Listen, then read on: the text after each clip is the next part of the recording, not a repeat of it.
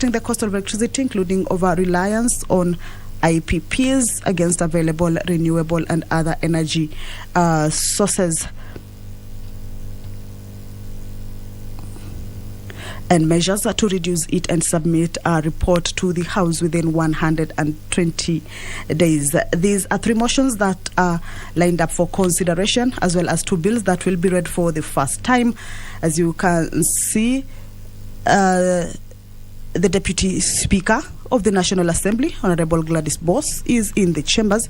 I will now hand you over for this live broadcast brought to you by KBC in partnership with PBU. Pray.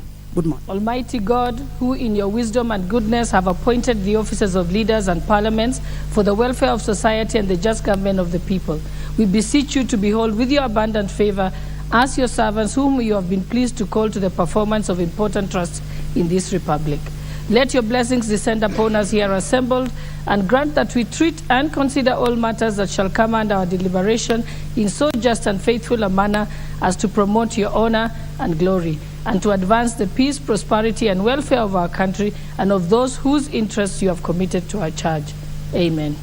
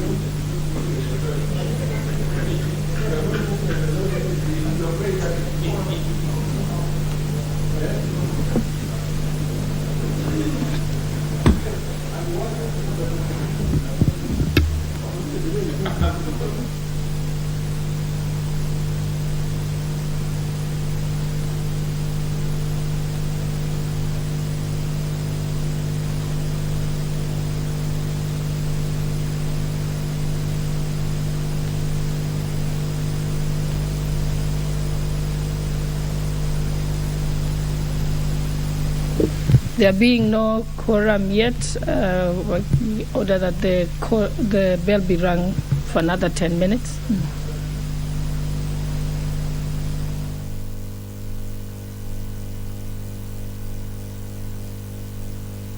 Well, the National Assembly, Honorable Gladys Boss, has directed that the quorum bell be rung for 10 minutes. This is, of course, to allow members to get into the chambers to enable the House attain its requisite quorum for the business of the House to kick off. So currently is a quorum bell that will be underway for 10 minutes, of course, according to the House standing orders.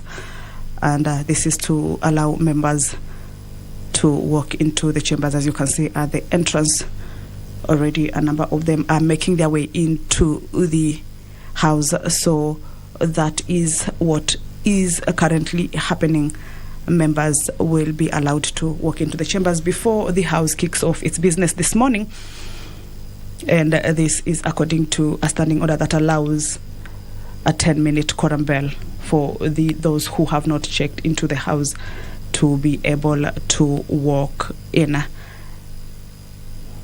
So 3 motions are lined up for consideration. The motion by Githunguri, Member of Parliament, Honorable Gathoni Mushomba, is on the development of policy on standardization and production of school uniforms in the country.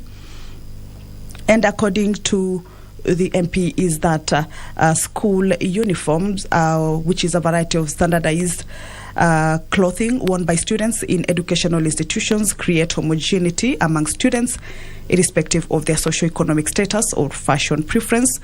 Further, aware that school uniforms keep students focused on education and not clothes, reducing peer pressure and bullying, enhancing school pride, unity, and community spirit, as they go a long way in contributing to students' sense of belonging to the school's population.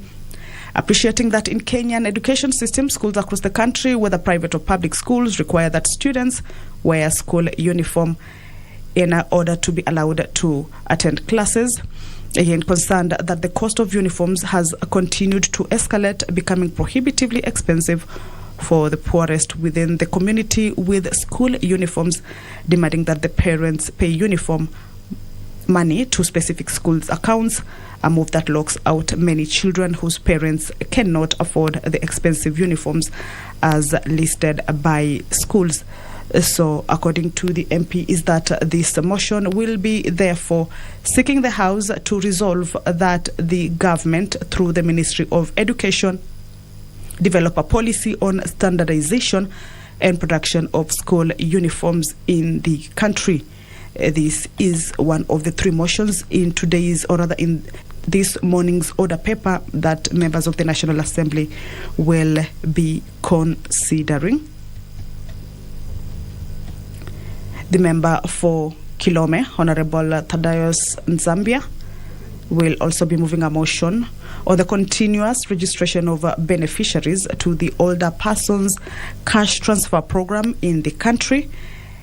And the mover of this motion says that, aware that Articles 57 of the Constitution outlines the measures to be taken to ensure the rights of elderly persons, noting that the elderly persons, particularly from vulnerable background, who are in dire need across the country, require financial aid for their sustainability in regard to their health and well-being. Recognizing that the Older Persons Cash Transfer Program that was launched in 2007 with the purpose of facilitation of a monthly cash transfer to the disadvantaged and vulnerable elderly persons from identified deserving households who are 65 years and above across the country, concerned that registration of persons of 65 years and above was last conducted in the year 2016. Again, cognizant of the fact that there are many elderly persons who have since attained the age of 65 years and are yet to be registered under the Older Persons Cash Transfer Program. Further concerned that the program has in the recent past undergone unprecedented encounters in regard to new entries, technological mode of fund transfer developments, digital registration of elderly persons, inadequate monitoring and irregular receipts of funds. The mover of this motion will be seeking to have the House resolve that the national government, through the Ministry of Labour and Social Protection, undertakes continuous and timely registration of elderly persons under the Older Persons Cash Transfer Program. This is a motion by the Kilome Member of Parliament, Honorable Thaddeus Nzambia, that is scheduled to be considered in today's morning sitting business. Currently is a 10-minute quorum bell. Yes, the quorum has been achieved. As you can see, the Sergeant at Arms has just indicated that. So I will now hand you over for this live broadcast that is brought to you by KBC in partnership with PBU. My name is Kamche Menza. Good morning.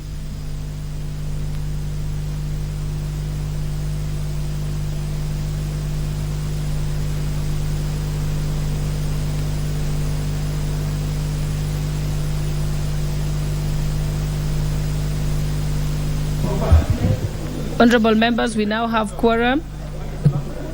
May proceed.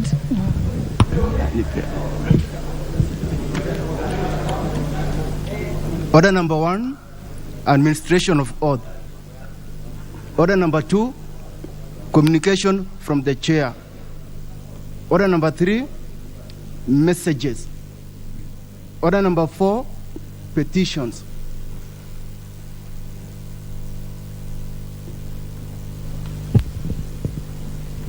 Honorable members, petition regarding ward-based solution as a long-term remedy for perennial water shortage in Kenya. Honorable members, Article 119 of the Constitution accords any person the right to petition Parliament to consider any matter within its authority. Further, Standing Order number 2252B requires the Speaker to report to the House any petition other than those presented by a member. In this regard, honorable members, I wish to report to the House that my office has received a petition from engineer Victor Okuna of P.O. Box 828 Bigori, calling for the national government to adopt innovative ways of addressing water problems.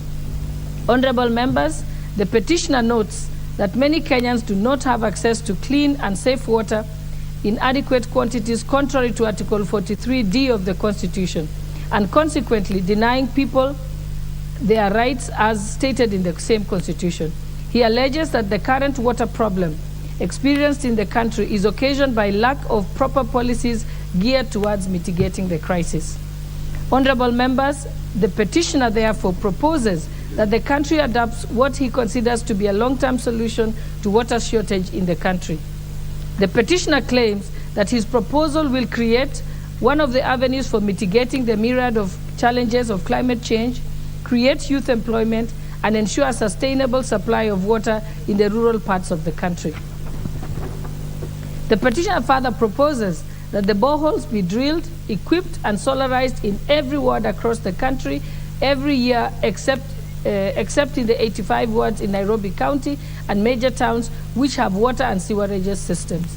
The petitioner thus prays that this House considers amending the Water Act of 2016 to provide for a ward-based water supply system. Honorable members, having established that the matter raised in the petition is well within the authority of this House, and further that the matter raised in this petition are not pending before any court of law or constitutional or legal body, I hereby commit the petition to the Public Petitions Committee for consideration pursuant to Standing Order 208A. The committee is required to consider the petition and report its findings to this House and to the petitioner in accordance to Standing Order 2272. Honorable members, I thank you. We shall allow 2 or 3 members to comment on this particular petition, and those who want to participate kindly press the intervention button. Thank you.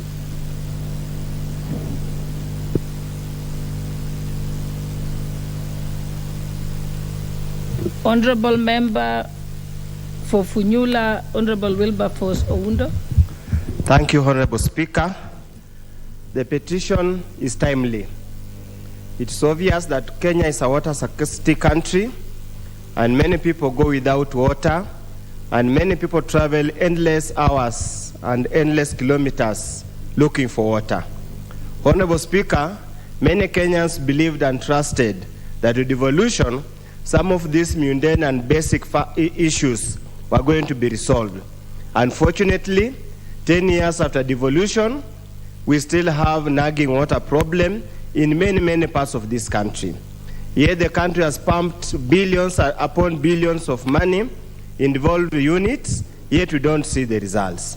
I sympathize and empathize with the petitioner and the many women who bear the burden of looking for water all over the country, all over the places, to provide for domestic use and for their animals.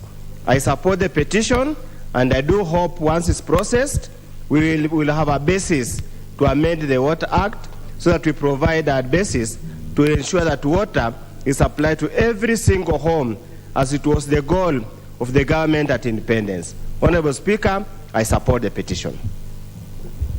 Thank you. I now call upon the Honorable Member for Mandera North, Honorable Bashir Abdullahi. Thank you, Honorable Speaker. From the onset, I support this petition. It's a good petition, and I think water, as I said, is life. As we stand here in this House, you know that drought is actually ravaging most parts of the country, more so in the pastoral counties. It is actually dire. And this petition is timely because without water, nothing can move on. Yesterday, I watched a clip on Citizen where a foreigner was crying because she was touring some parts of Wajir, and she could feel that these places are actually worse than Syria and Lebanon in terms of how drought is biting. It was just too painful to watch such a foreigner crying and asking, how can this happen? And I think, to add to that, I think is a matter that this House also, at some point in time, probably will ask to rise to the occasion and discuss drought as a matter of emergency. I appreciate the fact that the Water Act is actually outdated. And I think this petition will make sure that the Act is updated so that water in terms of word-based is articulated. But Honorable Speaker, or Madam Speaker, this issue of drought is deafening. It is too bad in most parts of the country, and more so in these pastoral areas. And I hope that now that we have the supplementary budget, and I'm sure there's some money that will be allocated for drought emergencies, we call upon the ministry's concern to ensure that that money or those funds are immediately sent to those counties that are in dire need. So I support this petition, and it's timely, and I call upon other members to rise to the occasion and support people who are actually facing the worst crisis in terms of drought. Thank you, Honorable Speaker. Thank you, honorable members, for keeping it short so that more members can participate. I now call upon the honorable member for Kitui South, Honorable Rachel Nyamai. Thank you, Honorable Speaker. I support this petition that the Water Act be amended so that it can give a focus on the counties. Honorable Speaker, there is a lot of drought in the country, and more so for the areas where we come from, the lower eastern part of the country, Kitui, Machakos, and Makueni. People are walking long distances searching for water, and there is a lot of drought. So I would like to encourage the Petitions Committee to give a hand on this and support it so that the engineer who has brought it to this House can have an opportunity to have a good report which can enable the Water Act to be changed so that we can focus on the wards. Honorable Speaker, I would like to say that you are looking elegant on that seat. I would not sit before I say that. Thank you for wearing that fabulous African dress. You are looking so good as you chair this House.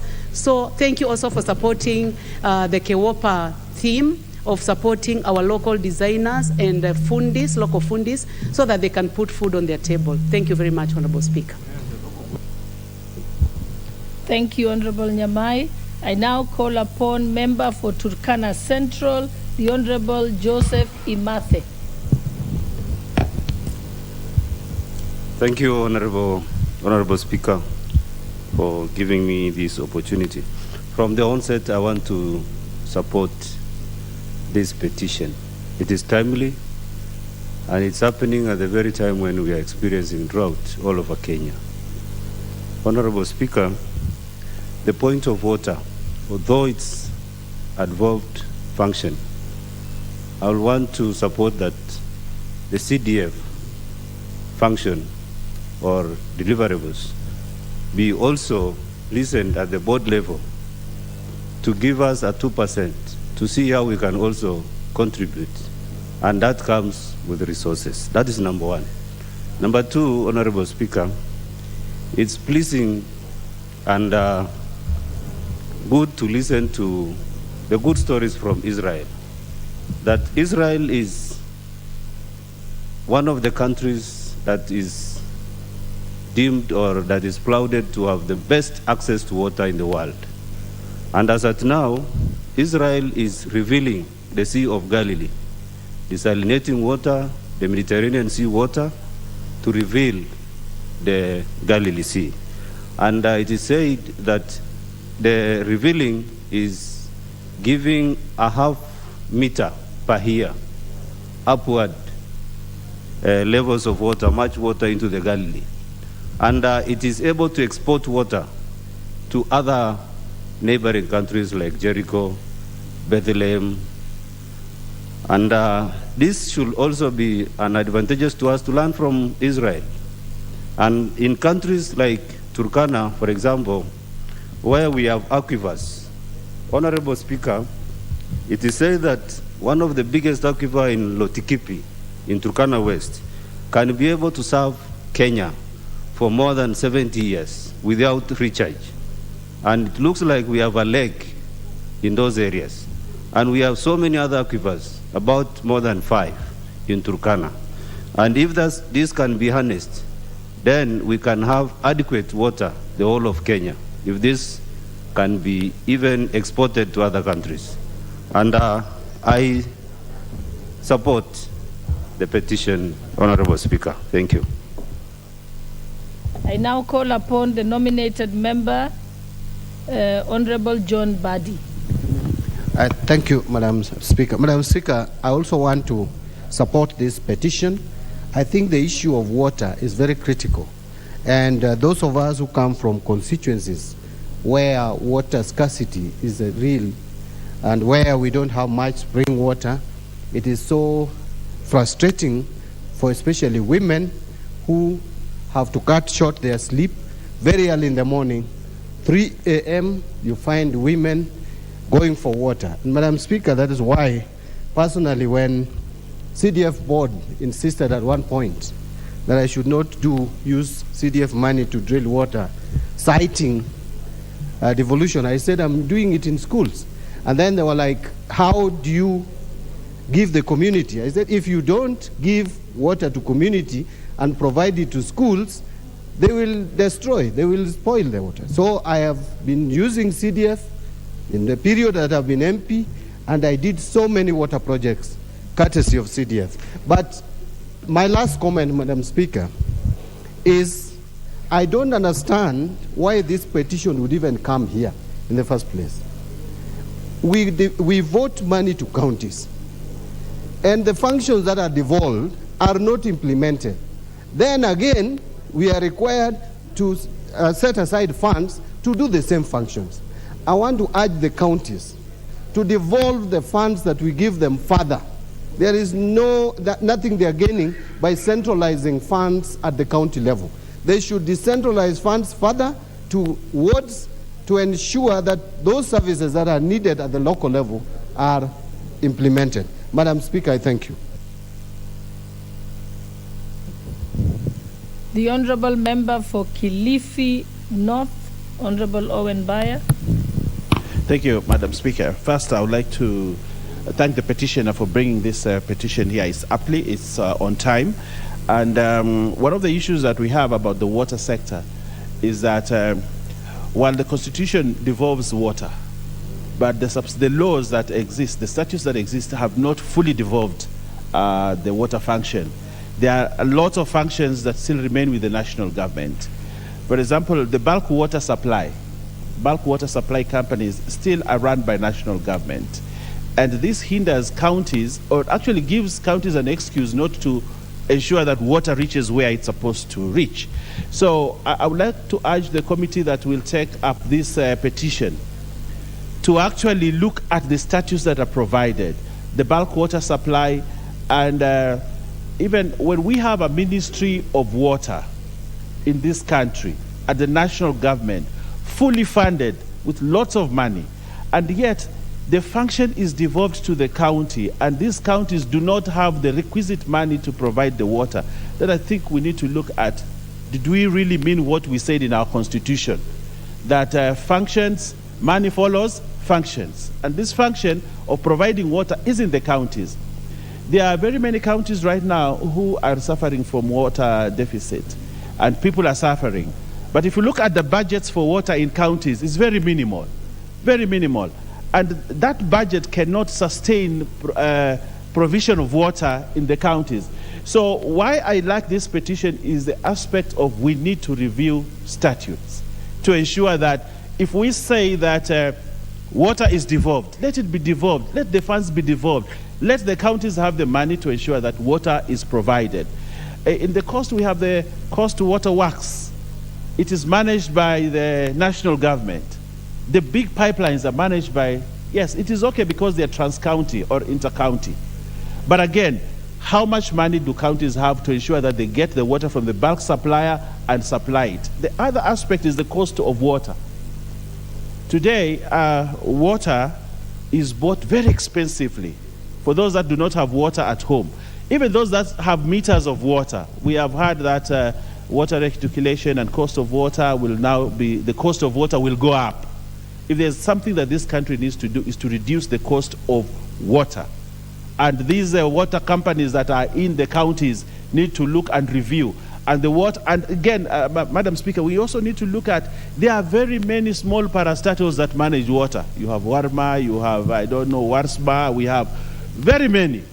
So that the cost, if you do a borehole today, like I've seen in Kilifi County, if you do a borehole today, you have to look for a permit, pay huge costs. And if you don't do that, Warma will come and remove your equipment from it and seal the borehole. So I asked myself this question, what is the role of Warma? To ensure there's water in this country, or to just look for money through borehole drilling?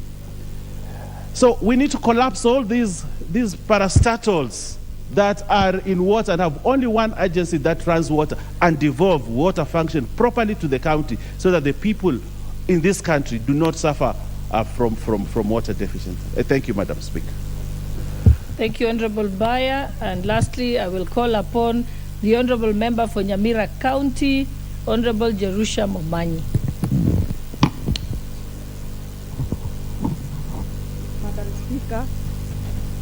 Madam Speaker, thank you for according me this opportunity so that I can also talk.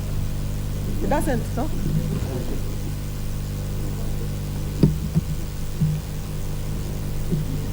Madam Speaker, thank you so much for according me this opportunity so that I can also talk on the bill and on this petition, Madam Speaker. This petition is timely. If you look at what is going on in Kenya, right from December up to this time, women do not sleep. Some people think that they cut their sleep at 3, but they don't sleep. Right from 6, they go and line up in the springs looking for water. And you know, whenever women think of water, they are never in peace. This petition is timely. I want to urge this House to debate it and accept it, simply because we know that water is life.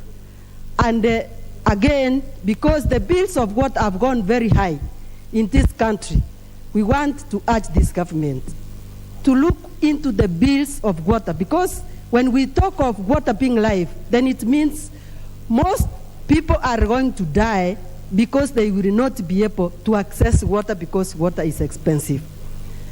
Secondly, Madam Speaker, I want to appreciate you. I have never seen you in a fail like you are today. This is because you love women of this country and you are acting as an example. We want this time round, as you sit there as the Speaker and us as women in Parliament, we make sure that the women who make those veils and the clothes that we are wearing, they are put ahead in terms of making sure that the way they make their dresses, they are appreciated, and then their markets are uplifted through giving them morale. Thank you, Madam Speaker. We appreciate you. Thank you so much. Thank you, honorable members, for those kind words. We continue to support all those local fundis. I think this is a motion that has received a lot of interest from members. We can't get through everyone, but I encourage members to participate and attend the Public Petitions Committee and be able to give their views there. But also, hopefully, a member will adopt and make the bill on, table the bill on the water amendment to the Water Act. I see you. I'll give you your point of order in a minute. And now we leave this petition to the Public Petitions Committee chaired by Honorable Nimrod Baya. What is your point of order? Was it you? Thank you, Madam Speaker. Madam Speaker, I feel I have a special submission of this petition. I won't feel well if I don't submit it at this petition. Madam Speaker, on this petitioner, on matters of water, we have issues on drilling of the boreholes and the dams. It is the high time we stop this nonsense of drilling boreholes and dams. We need to cut all the budgets, give to Kenya Army, bring the water in Indian Ocean, Lake Victoria, and pump to the whole country. That is my submission, which, Speaker, I will have felt bad if I don't put them at this time. Thank you very much, Madam Speaker. Next order. Order number 5, papers.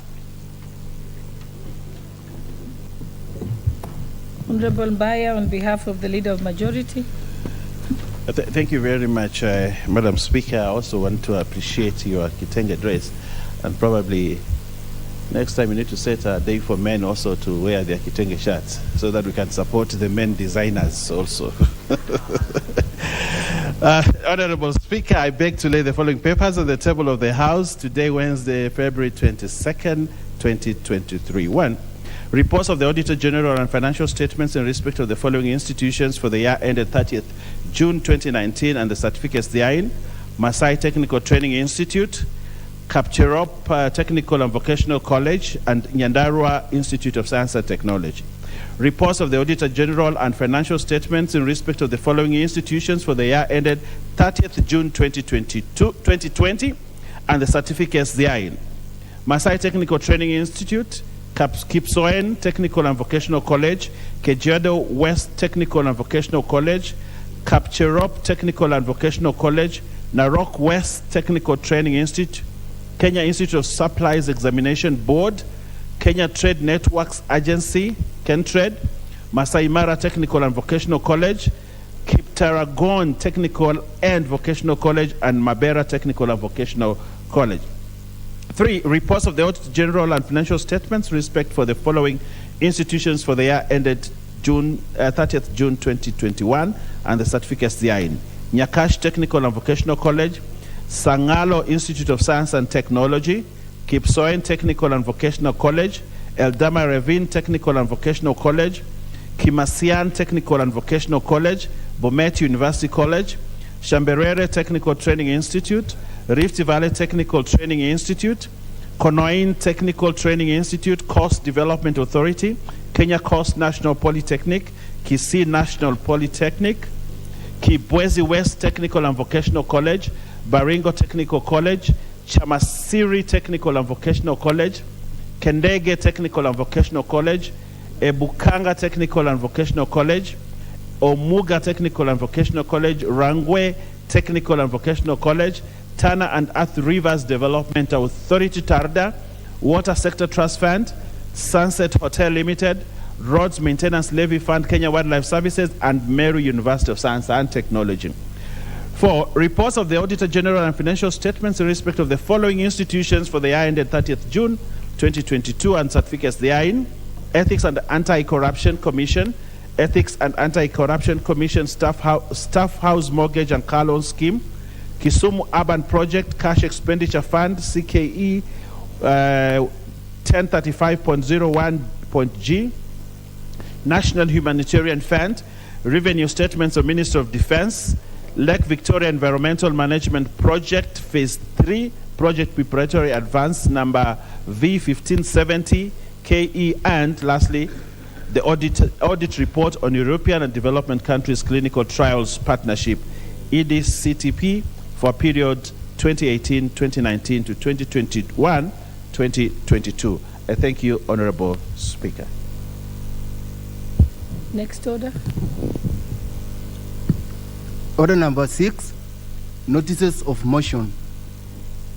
Order number 7, questions and statements.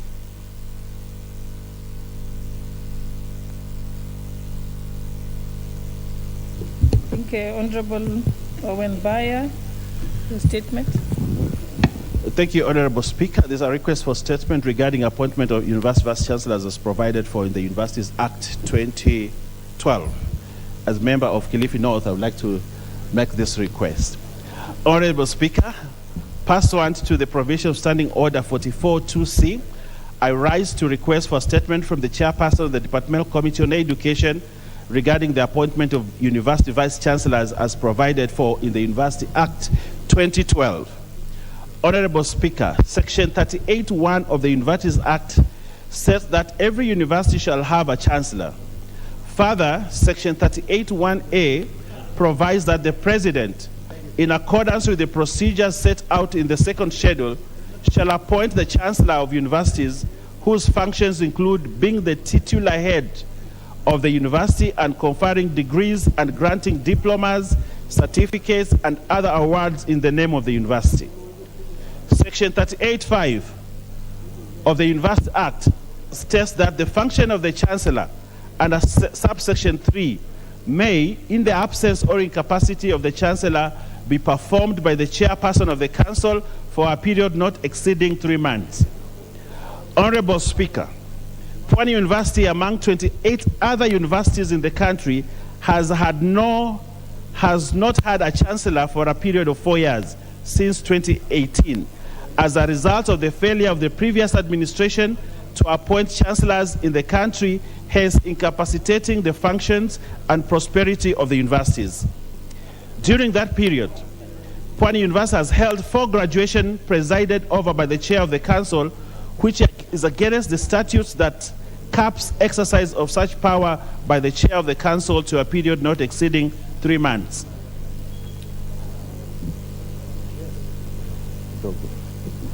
Honorable Speaker, the other universities which have not had chancellors. Honorable Jahona Ngeno. Yes, a lot on.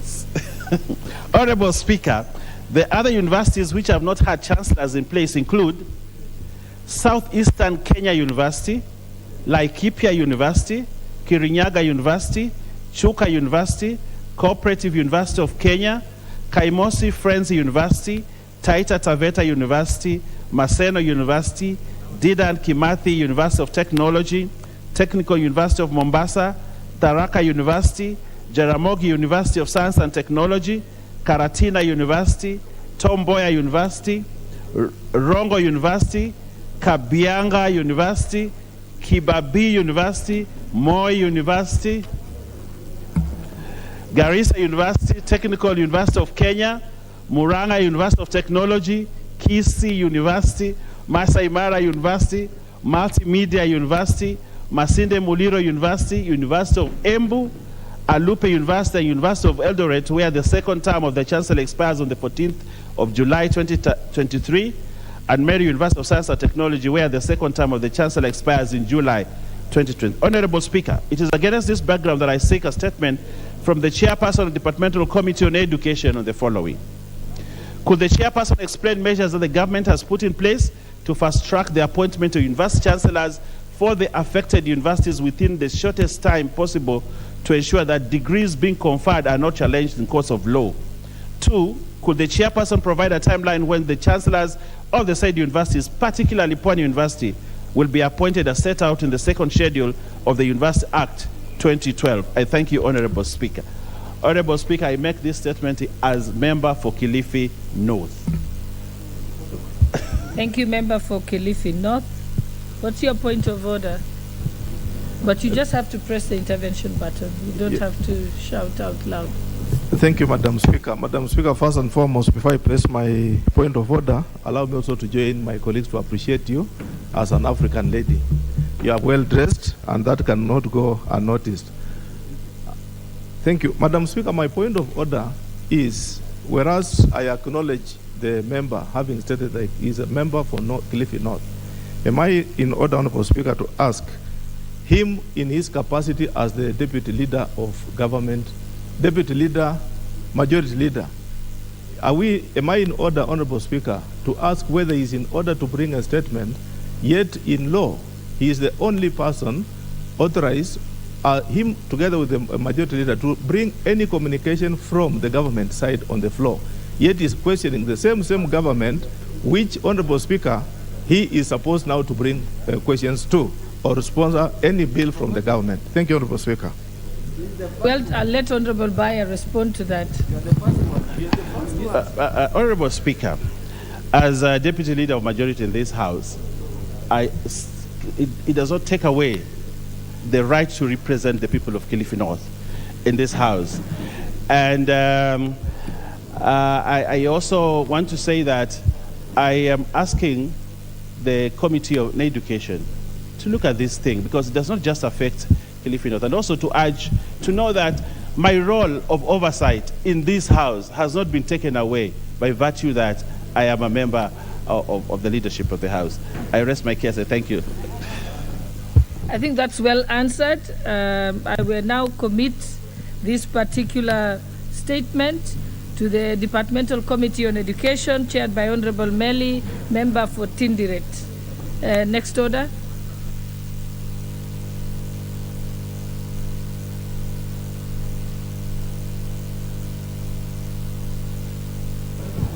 Order number 8, the petition to Parliament Procedure Amendment Bill, National Assembly Bill number 51 of 2022, first reading. A bill for an act of Parliament to amend the petitions to Parliament Procedure Act 2012. Order number 9, the National Construction Authority Amendment Bill, National Assembly Bill number 59 of 2022, first reading. A bill for an act of Parliament to amend the National Construction Act and for connected purposes.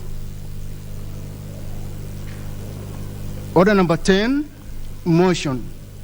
Development of policy on standardization and production of school uniforms in the country. The Honorable Gathoni wa Mushomba.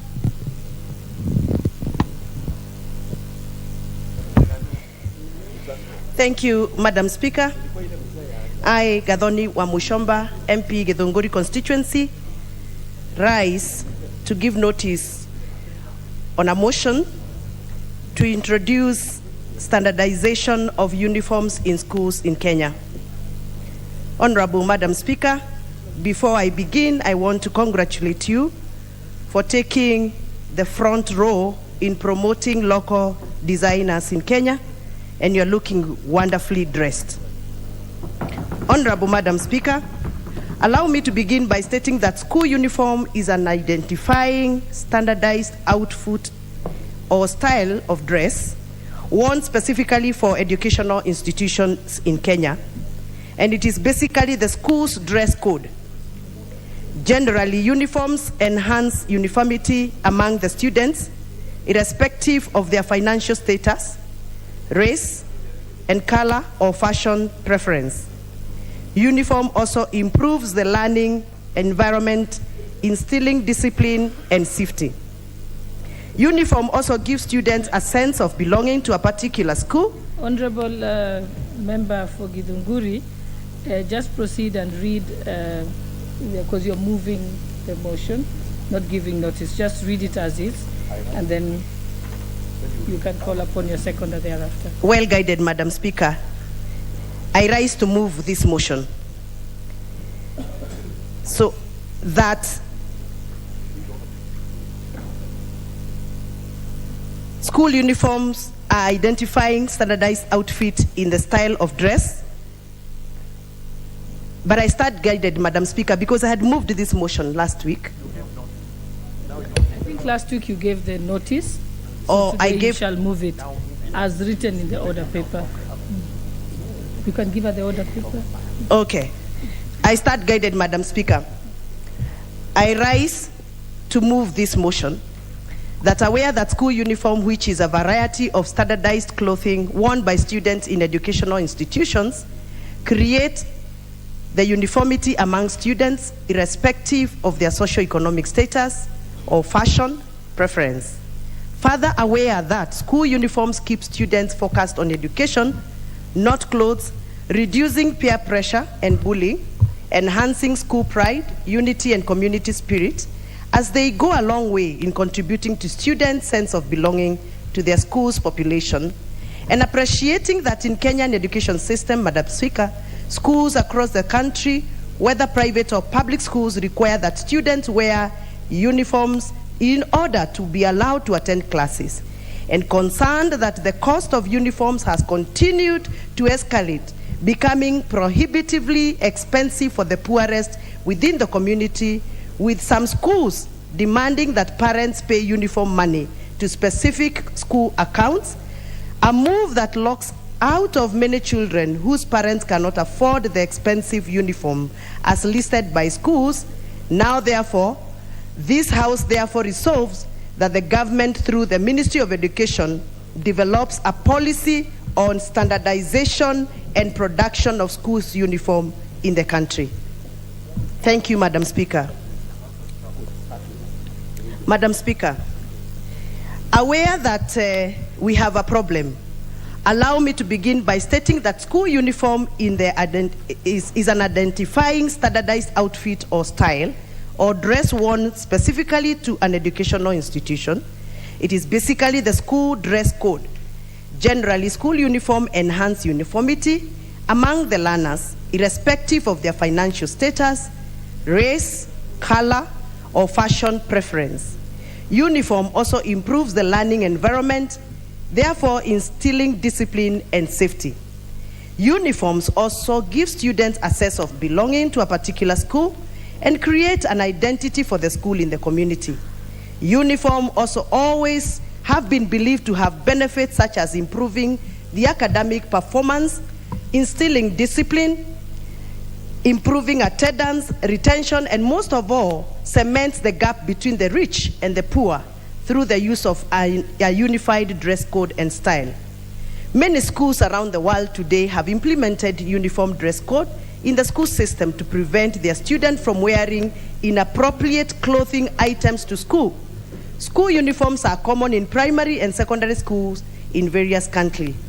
Madam Speaker, it is worth noting that Kenyan government is in its quest to ensure universal access to education has removed significant obstacles to school attendance by providing free primary school education and free secondary school education through capitation. The government of Kenya also introduced the policy of free day secondary school. This policy is aimed at increasing access to secondary education. However, Madam Speaker, the cost of education still remain very high because households are supposed to provide non-discretionary items such as school uniforms. There is no explicit support or significant support in provision of uniforms to students in schools. Honorable Madam Speaker, stakeholders in the education sector continue time after time lobbying for more accessible education in the developed world through the reduction of school uniforms and elimination of other costs. While several countries in sub-Saharan Africa have eliminated school fees, other significant costs, including cost of providing school uniform for children in Kenya, still remain. Cost of school uniform in Kenya, Madam Speaker, indeed remains a dominant obstacle to education opportunities for the poor and the vulnerable student in the primary and secondary school. It is therefore important to note that school uniforms in Kenya remains non-standardized and are sold in a highly fragmented market. This has led to even higher cost of learning.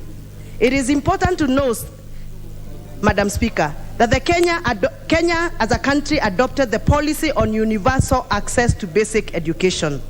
The policy seeks to ensure all children enroll in primary school and complete their secondary school education with a 100% transition rate. Despite this effort, Madam Speaker, the high cost of living and poverty still remains and prevents many students from joining secondary schools, and a situation that is continuing to worsen because of the exorbitant costs of school uniforms in Kenya. Madam Speaker, standardization of school uniform will ensure all parents are able to afford the uniform, and thus students of low economic status and vulnerable families will not feel left out of place. They will not feel underdressed and insecure. This will reduce competition, and students' self-esteem and morale will be boosted eventually, increasing the student focus and study and improving on enrollment levels in secondary schools and primary schools.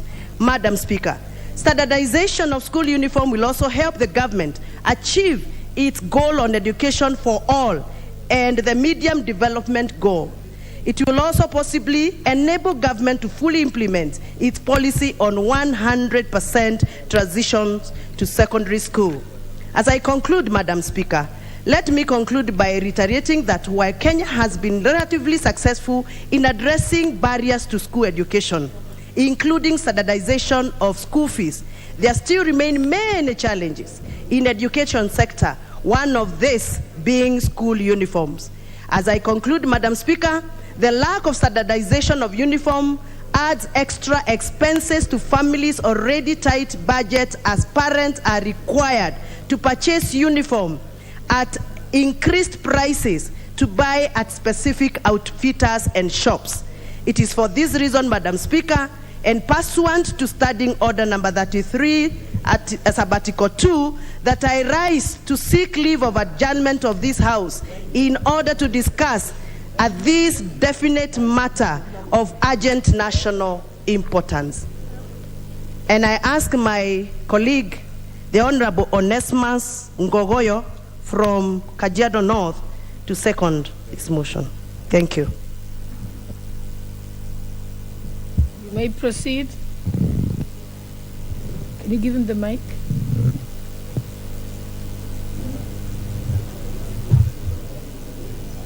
Thank you. Thank you, Madam Speaker.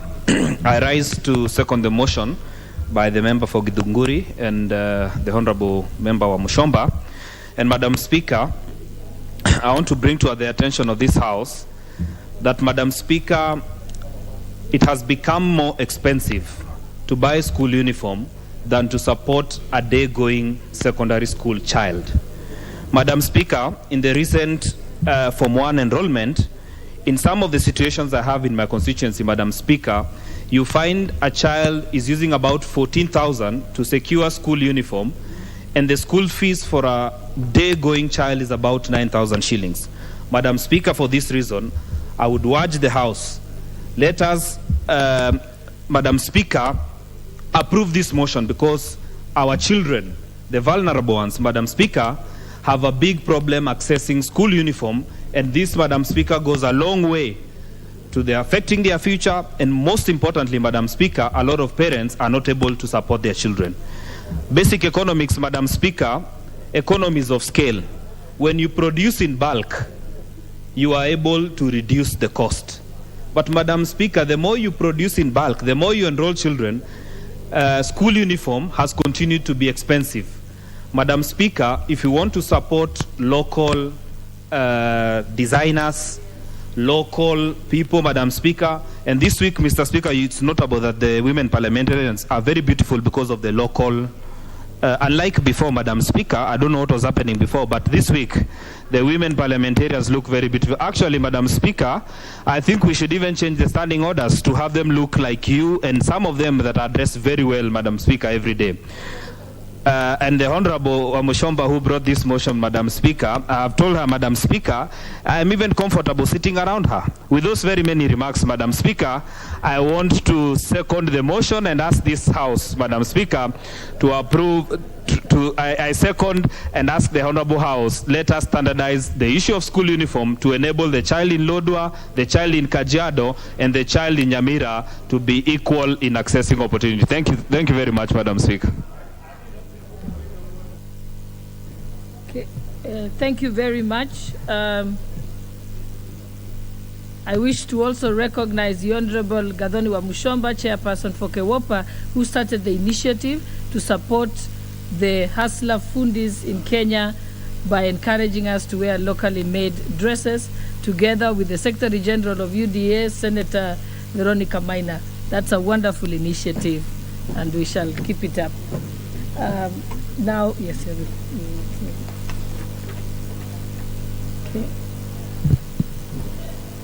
I will give you an opportunity in a minute.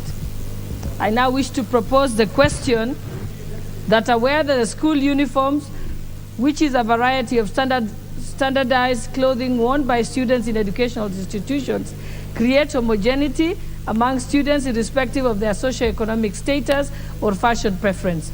Further aware that the school uniforms keep students focused on education, not clothes, reducing peer pressure and bullying, enhancing school pride, unity, and community spirit, as they go a long way in contributing to the students' sense of belonging to their school's population.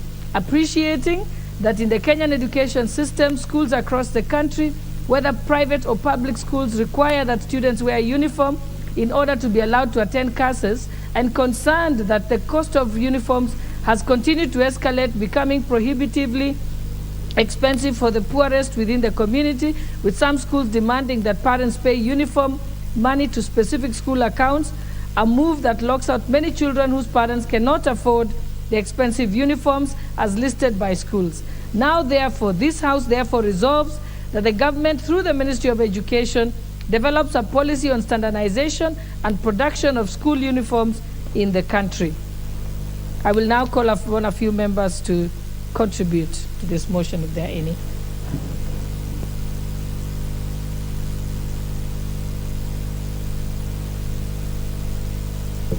The Honorable Member for Kilgoris, Honorable Julius Olesunkuli.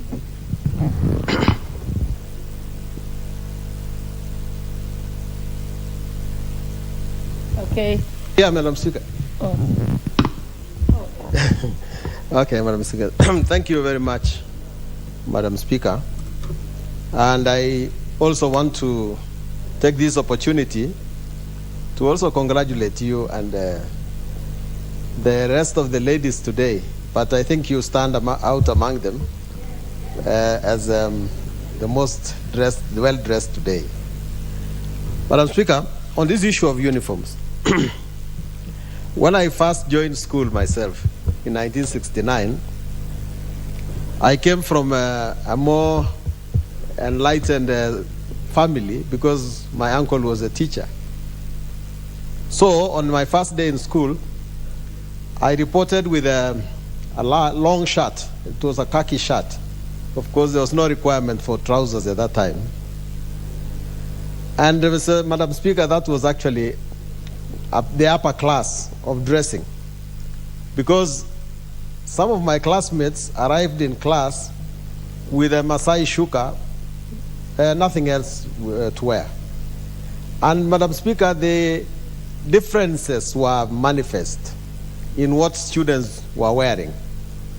A few weeks later, we were given uniforms. Luckily, we went to a Catholic school, and the missionaries provided us with uniform. And the day we wore uniform, we all looked alike. There was no difference between a child from a rich family, a child from an enlightened family, a child from a poor family. Uniform has a way of making students equal.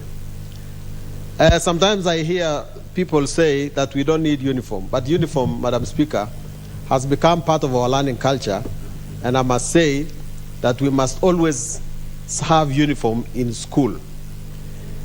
When you have uniform, it distinguishes you from the other school and gives you the sense of pride as far as your own personality is concerned. A child from Kilgoris boys high school looks different from a child from, say, Kisii High School, and each one of them will carry the uniform as their sense of pride. And Madam Speaker, the only issue in recent days is the way we handle this uniform issue. Many teachers, many head teachers are using this school uniform as a business for themselves. And therefore, they have made connections with producers of uniform or vendors of uniform, so that when a student goes to school, he is required to go only to a particular shop in order to buy uniform. Now, this kind of business has escalated the prices of uniform, because if a school has only one source of uniform, that means there is no competition, and that means the prices of uniform will go very high. Other schools have required that they dress in designer, and that you should only have a certain quality. A principal of a school would look at your uniform and say, this is not pure cotton, or this is not pure this. And I think that this is where we need to correct ourselves as Kenya. The uniform must be, I think the question of standardizing uniform must more be on the color and on the shape of the uniform rather than on the texture of the uniform. What students can afford, so long as it is approximately close in style and color to what has been recommended by the school, should be the school uniform. In America, in the United States of America, only a few schools are required to wear a uniform. But even then, the dress that you wear is standardized. So there is a dress code. You don't just appear in school with anything. But in Kenya, because poverty is here with us, we cannot expect that uniform becomes the more expensive part of our education. We would like to urge the schools to also feel the pain that everybody else is feeling. Instead of requiring that the student goes and wears a particular uniform, we could all look at it again and say, is this really what uniform should be? Are we making it very expensive? Of course, there are those who choose to go to expensive schools, and that is part of our democracy. If you choose to go to Hillcrest, that means you can afford the uniform they are going to prescribe to you. If there are schools like Alliance, which call themselves Bush because of their uniform, would like to maintain a high standard of uniform, I think that could be allowed. But as a general rule, our public schools should have uniform which the students can afford. And I think that is the bottom line, because we as members of parliament today want to help the students to pay school fees, to do everything. But you can see we have issued many checks have been issued to support them in terms of bursaries. But when they get there, they are told, no, there is 9,000 shillings which is pending for uniform. There is 12,000 shillings which is pending in uniform. So we cannot afford to have that because the student is still out, although the fees has been paid. Madam Speaker, this is the time when members of parliament should start the process of ensuring that our students are not exploited by principals, and that the uniform should, although it is a thing that we must support, uniform is a part of our learning process. Uniform is the pride of a school, but it must not be the most expensive part, and it must not be unaffordable. Madam Speaker, I support. The Honourable Member for Dagoretti North, Beatrice Ilachi. Okay, she's not here. Okay. What is that name? The Honourable Susan Kiamba, Member for Mwakweni. Thank you, Madam Speaker, for the opportunity. While I appreciate the motion on board on the issue of uniform, I have a few questions that I wish the presenter makes very clear. When already we have uniform in schools, what new thing are we bringing on board? Are we suggesting, just like we had the buses, we have all yellow, all green? If that is the case, I think we would miss the objective of uniform. Because mainly the objective of uniform in class is identification and being able to know which institution has what kind of uniform. And basically that is meant for discipline and all other factors that have actually been explained by the mover of this motion. And two, what are we really standardizing? Is it the price? Is it the style? Is it the design? I think we need to be very clear. What in particular are we going to standardize? In the case of the buses, we were standardizing the color. The sizes were different. But now when we come to uniform, what actually are we going to standardize? Because already the current status in Kenya, we don't have a school which has no uniform. And I think even the big bone of contention has been, especially in the rural areas, the high prices that some schools are charging uniform. So Madam Speaker, sir, I really need to understand. No, Madam Speaker, sorry. Madam Speaker, I really need to understand the objective of this particular motion. Otherwise, I think in my view, it might be a very retrogressive agenda for this particular country. I can't imagine a Kenya where every student I see is in green. It's even boring. I think I need to see green, yellow, and I think it's also discouraging to the manufacturers We need, I think, different colors give beauty. So I think, in my view, Madam Speaker, I think this motion need to be revised. We need to understand its depth and length, because without that, it may be very difficult to know actually what is it that we want changed in Kenya, and what objective are we going to achieve by having that.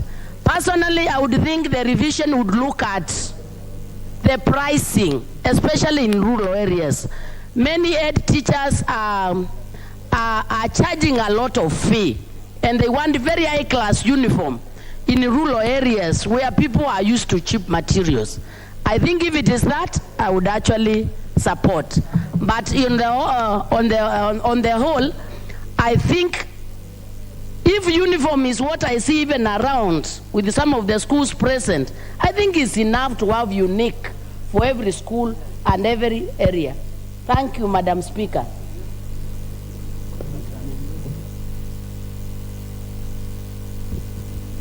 Honorable members, I wish to recognize the presence of 2 schools in the Speaker's gallery. That is Wanjohi Mixed Secondary School from Kipipiri constituency, Nyandarua County. I also wish to recognize, again in the Speaker's gallery, Kanyakine High School from Imenti South constituency, Meru County. And you will note, and Honorable Wamushomba will be happy to know, that both schools have the same uniform. I also wish to recognize the following 2 schools who are seated in the public gallery: Kinderworld Academy from Langata constituency, Nairobi County, and Porterhouse International School from Westlands constituency, Nairobi County. And I think it would be wrong for me to take all the compliments about my dress code without recognizing the fundis who did the work, Mrs. Paulina Otieno of Nairobi County, and Mrs. Onyango Apollo, who has a small kiosk in Eldoret town. Asante.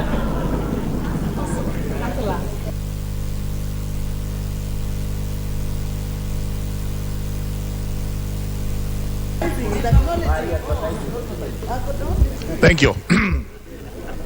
Thank you very much, Madam Speaker. And you're very right to recognize and appreciate the tailors who have done this wonderful work. And as I also pay tribute to you as the Speaker and the leader of the House, and the other ladies who are here, including Honorable Kadhoni Wamushomba, the Honorable Aika Mizigi is here, the first chairperson, Honorable Wangari, and Honorable Keme is here, the deputy whip. I saw Caroline Nyelechei, she's on the other side. It's wonderful. And the 2 ladies from KC and Nyamira, and the other ladies who are waving here, great ladies. You are all very well dressed. I think we the men will have to take a cue from you so that we can also have African designers designing for us a dress that is going to be acceptable to this house, so that we stop wearing these suits which have been worn since 1963 and there before, and we continue wearing them whether it is hot, whether it is cold, whether it is what.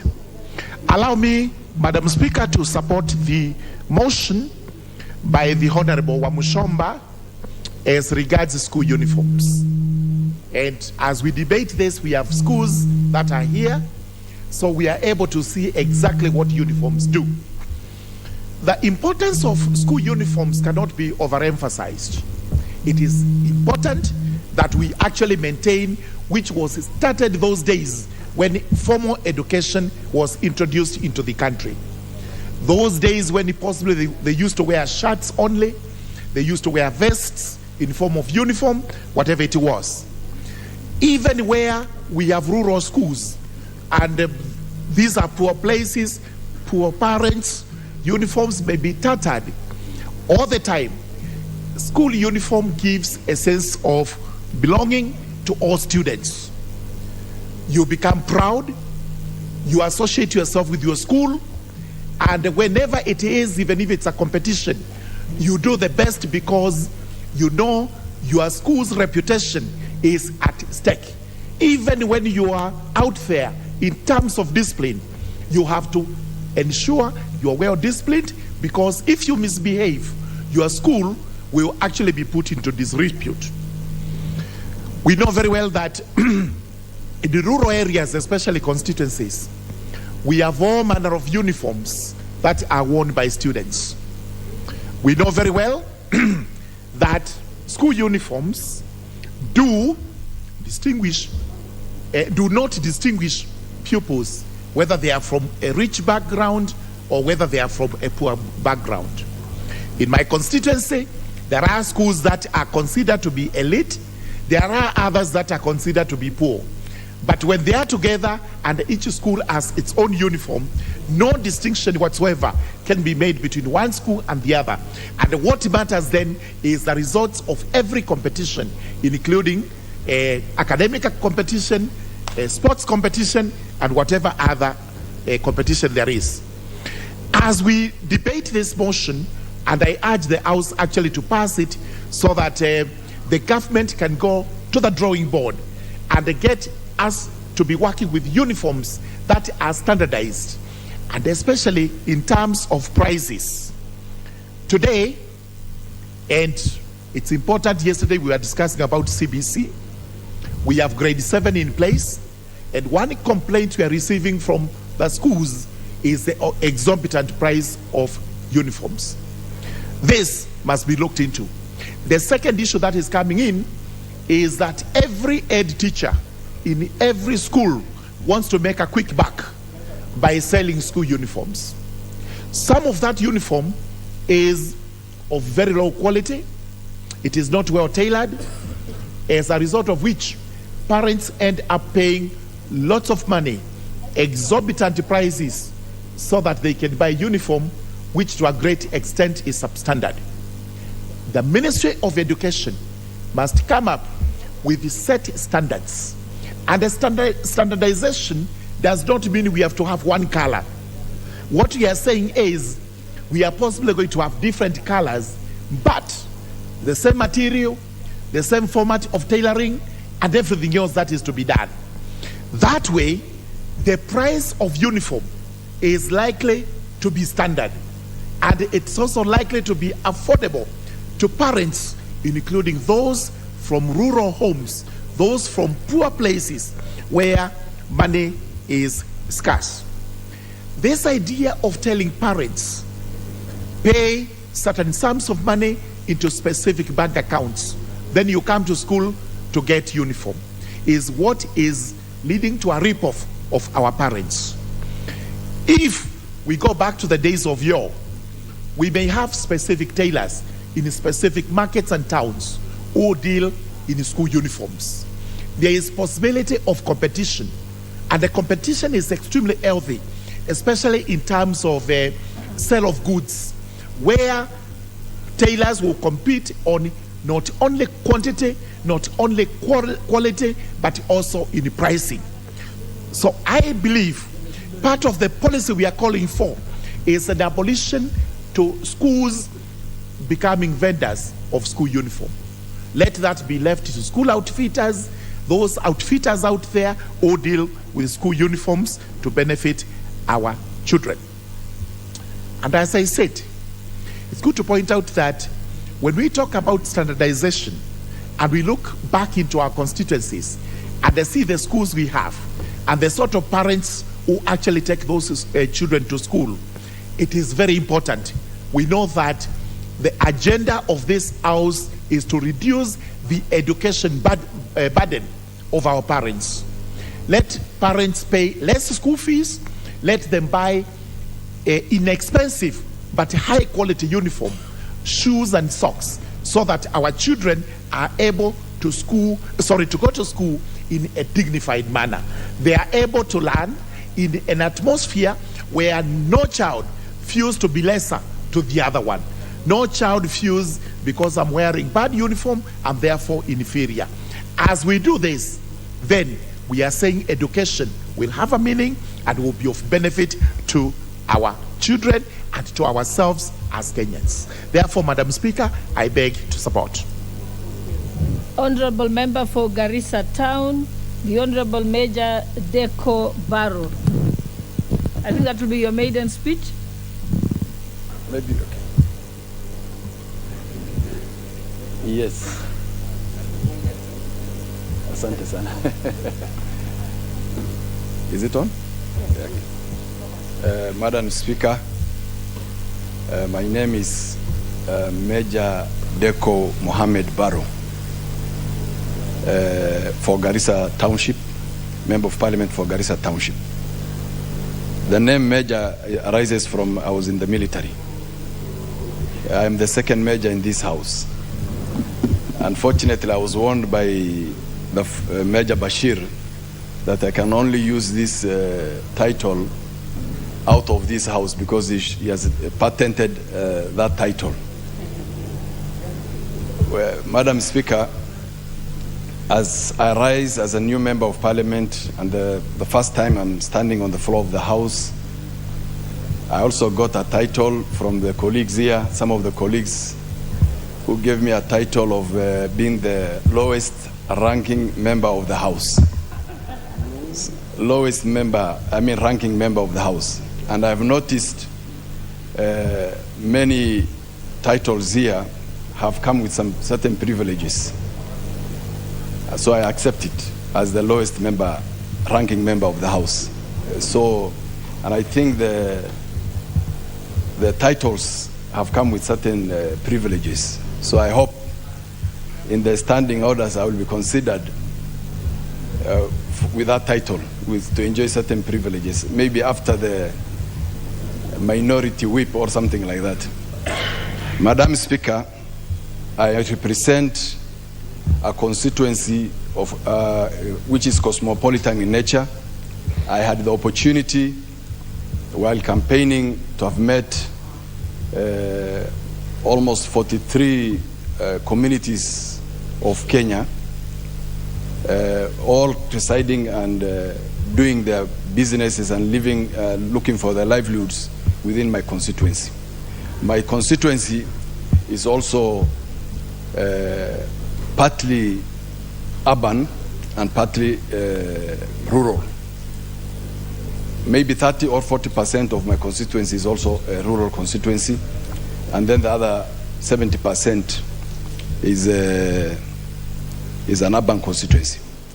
Having said that, I want to, first of all, to thank the people of Garissa Town for giving me this honor to stand in this house to represent them as their Member of Parliament. Special thanks, of course, goes to my predecessor, Honorable Duale, who is now the current Cabinet Secretary of Defense, for his immense contribution to the constituency of Garissa in terms of development, in terms of leadership. Many of my colleagues here ask me whether I will be able to fit in his shoes.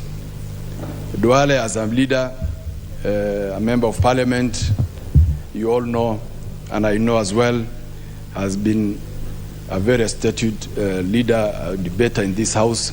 And at the constituency level, he has established a good foundation for me to build on as the next Member of Parliament.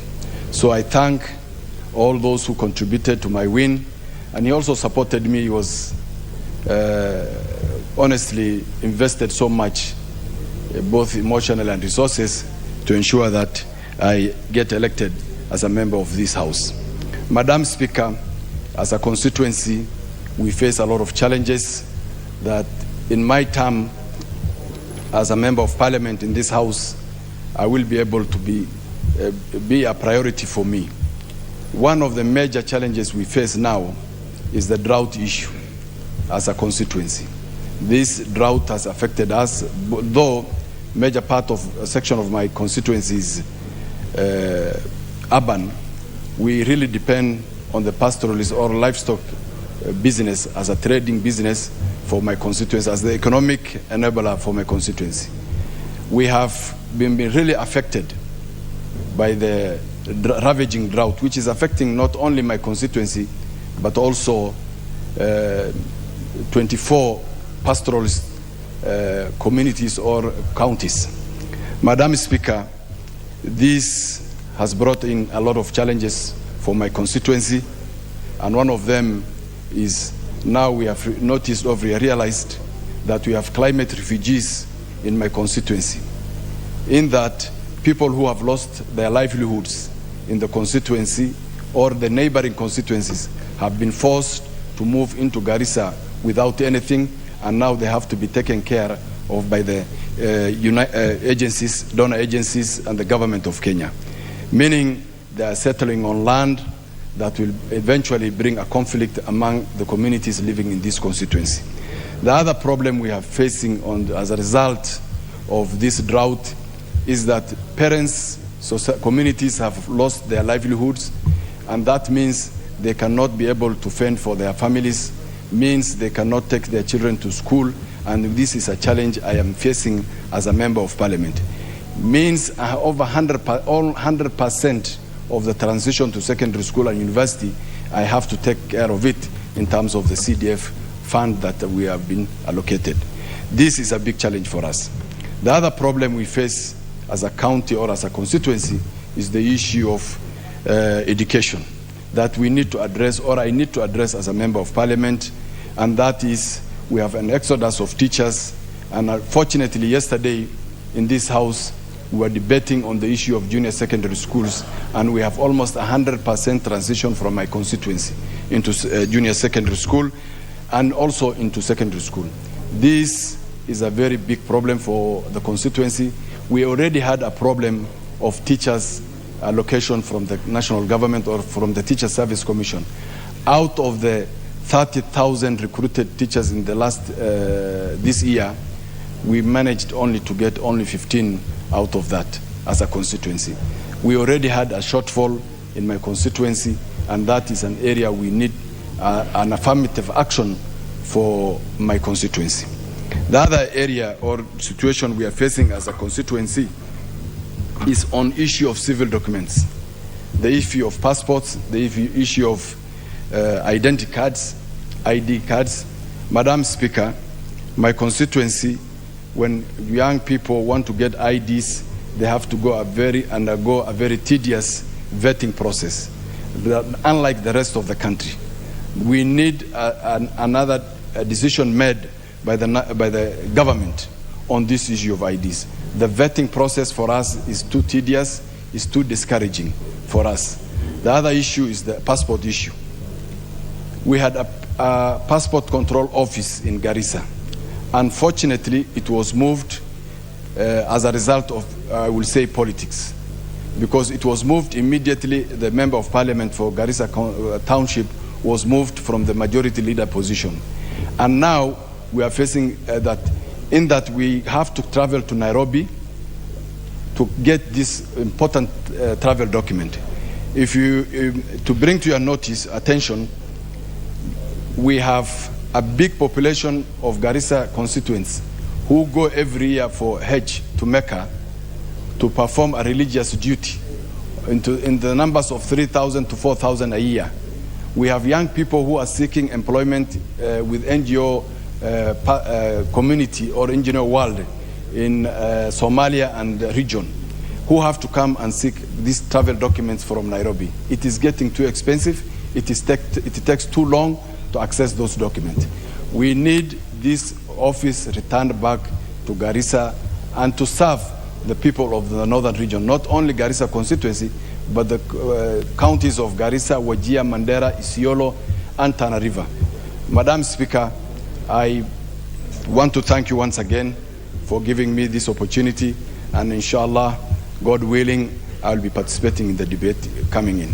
On the issue that was on the table today, the issue of that was about the uniform standardization. In my opinion, as a member of parliament for Garissa, as one of the members have said here, there is no, we do not understand, I do not understand the essence of the motion. in that standardization, we already have uniforms in schools. So we need to be clear on what we want to standardize. The issue of what we should discourage is that principals or school teachers asking to be given money to go and buy school uniforms on behalf of our children. That should be the responsibility of the parents to address that. So I do. Your time is up, Honorable Member, and members can make it brief so that more people can be able to have an opportunity. I'd like to call upon a member for Taita Taveta, Lydia Mzigi. Madam Speaker, I thank you for this opportunity. And from the onset, I want to support and congratulate Honorable Gathoni wa Mshomba for this well-thought motion. And Madam Speaker, I want to say education is an equalizer. And education being an equalizer, there are several things that come in hand with that one. We come from different backgrounds as we go to school, Madam Speaker. And for students or for people to look or to feel the same or to feel equal in school, uniform is the only thing that makes them feel equal. I want to support the standardization of school uniform again, because it is also good for identification. Madam Speaker, I remember when I was in school, most of the time it was a day school, and at times we'll have another school misbehaving somewhere, and it had the same uniform with our school. And therefore, if you'll hear in the newspaper writing that a certain school, some students misbehaved somewhere, there was a school that had an indiscipline case someplace, and because the uniform of that school resembled our school, they could not be able to differentiate which school was there and between this other school and the other. Therefore, I support, but these uniforms should not look the same. Let's allow a variety of colors, but standardization should come to a point whereby we should not allow the students to go to school with maybe home clothes and stuff like that. But when it comes to school uniform, I agree and I support that it should be there and it should be allowed. Madam Speaker, I also want to say that it is only when we have a school uniform, it is part of instilling discipline in school.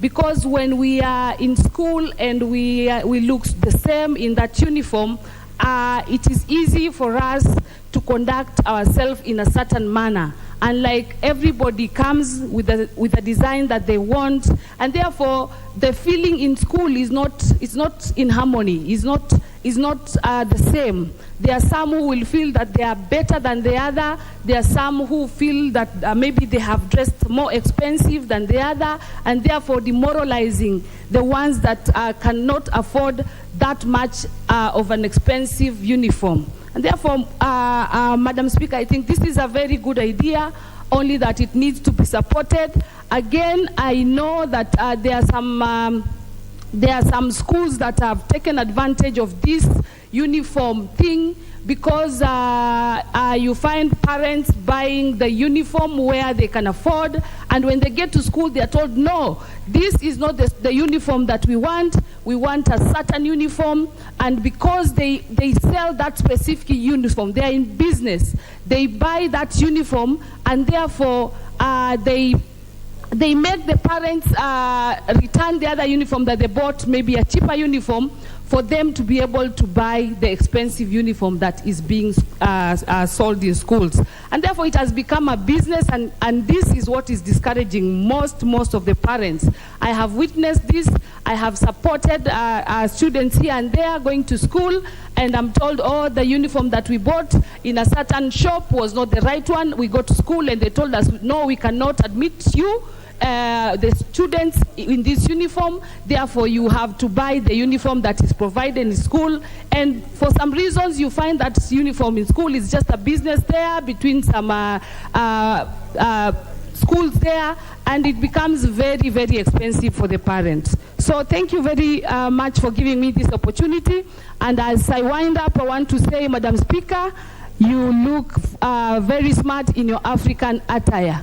Congratulations, and let's support our local tailor. Thank you very much. God bless you. Thank you, Honorable Member for Taita Taveta. I now call upon Honorable Wanjiko Muhia, Member for Kipipiri, Nyandarua County. I think your students are here. Thank you, Honorable Speaker, and I want to welcome the students from Wajohi Mixed Secondary School and their teachers and parents who have visited the National Assembly and Senate to see the proceedings. And in this motion, I want to congratulate Honorable Gathoni wa Mushoba, which is so timely. And Honorable Speaker, as I walked inside, I was trying to trace my students, and I couldn't identify them because they look the same as those one from Meru County, only that my county has a lot of Mokorino, so at least I saw two. And I noticed that mine are sitting on the front benches, and I welcome them very much. Honorable Speaker, having said that, this is a good motion, and I think going forward in the current times, we need to standardize many things, and we find sometimes that the school uniforms with this current economic hardship is expensive than the school fees, and this beats the logic. You find the school uniform can cost 30, 40, even 50,000 Kenya shillings, especially in the boarding schools, while maybe the school fees is 20,000. Really, it beats the logic, and we need a policy that can standardize this.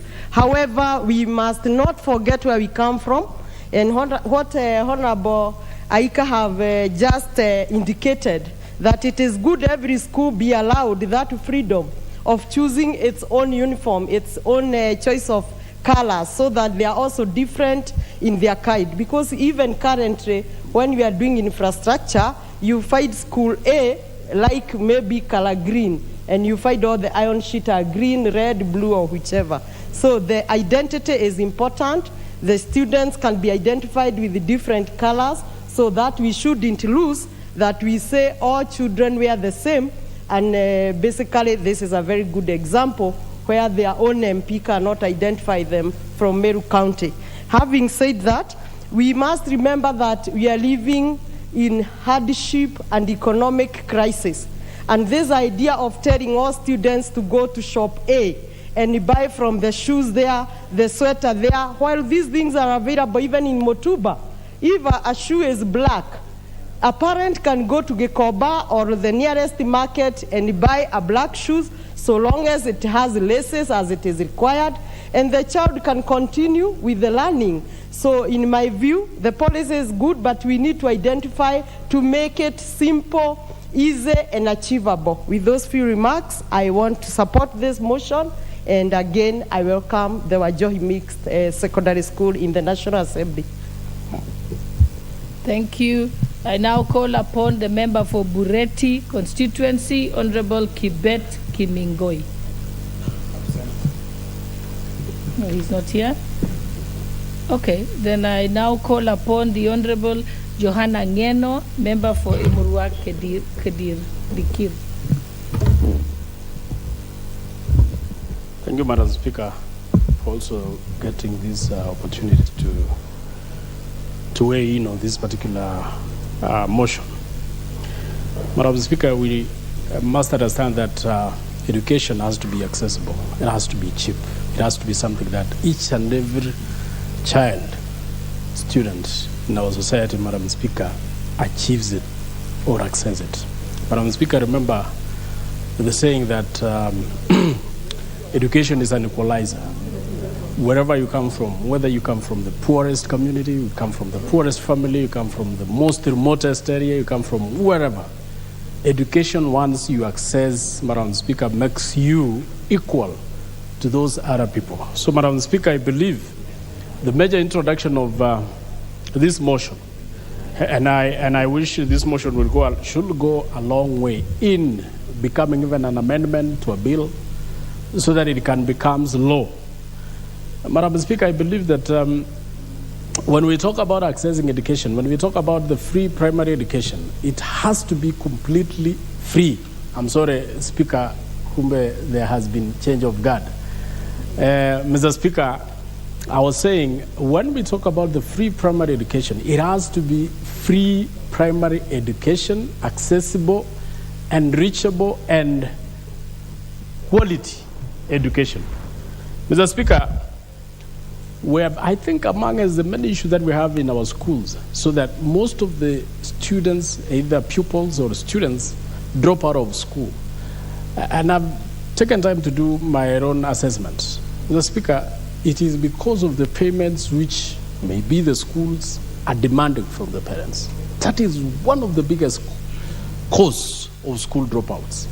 Mr. Speaker, as members of this House and as legislators and as representatives of the people, we must take time to ensure that we make education affordable and reachable and reduce the number of dropouts which are avoidable. Of course, Mr. Speaker, there are situations that make students drop out of schools which are unavoidable.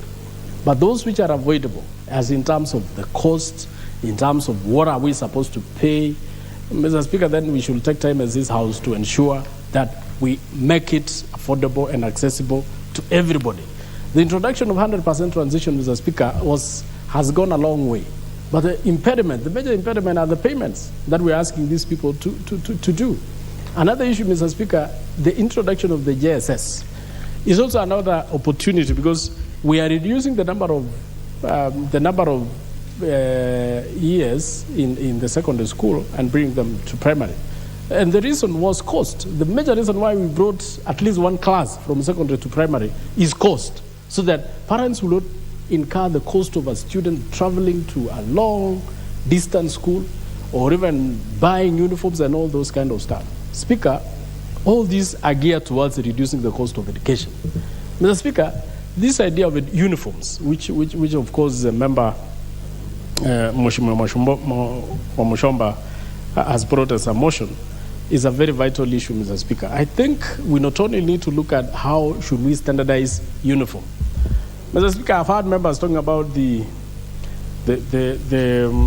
fact that uniforms normally make you look different from the rest, and so on and so forth. Mr. Speaker, I think we need to make our students feel that they are all uniform, they are all equal, so that some should not feel they are more inferior or superior than the rest. The reason why we introduced one uniform bus color was so that we make all the schools uniform, so that we can identify that this bus belongs to a school.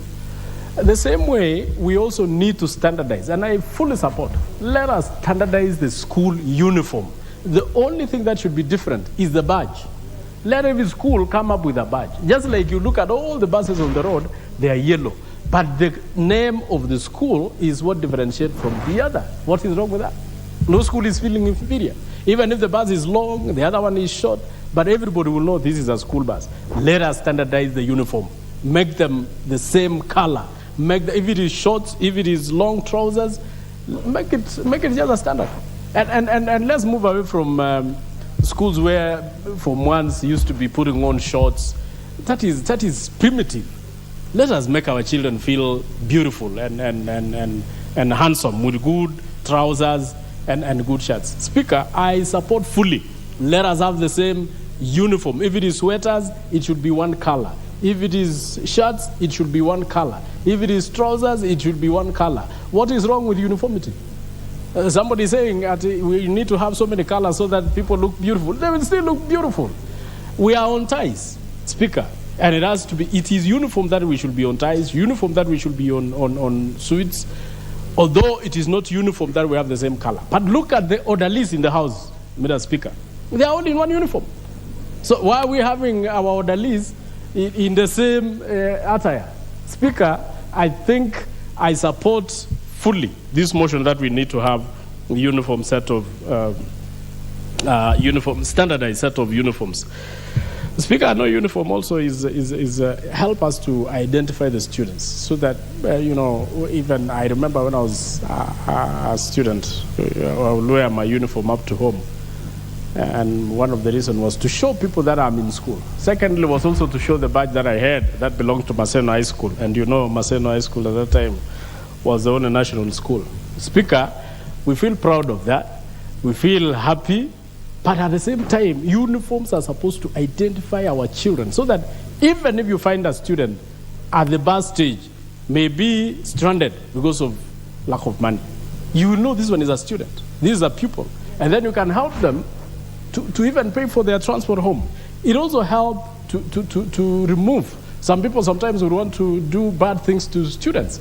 But if they are not in uniform, Speaker, they can do bad things. But if they're in uniform, of course, the society will protect those particular students. Speaker, lastly, I want to weigh in on the issue of the payments which we are normally doing on schools.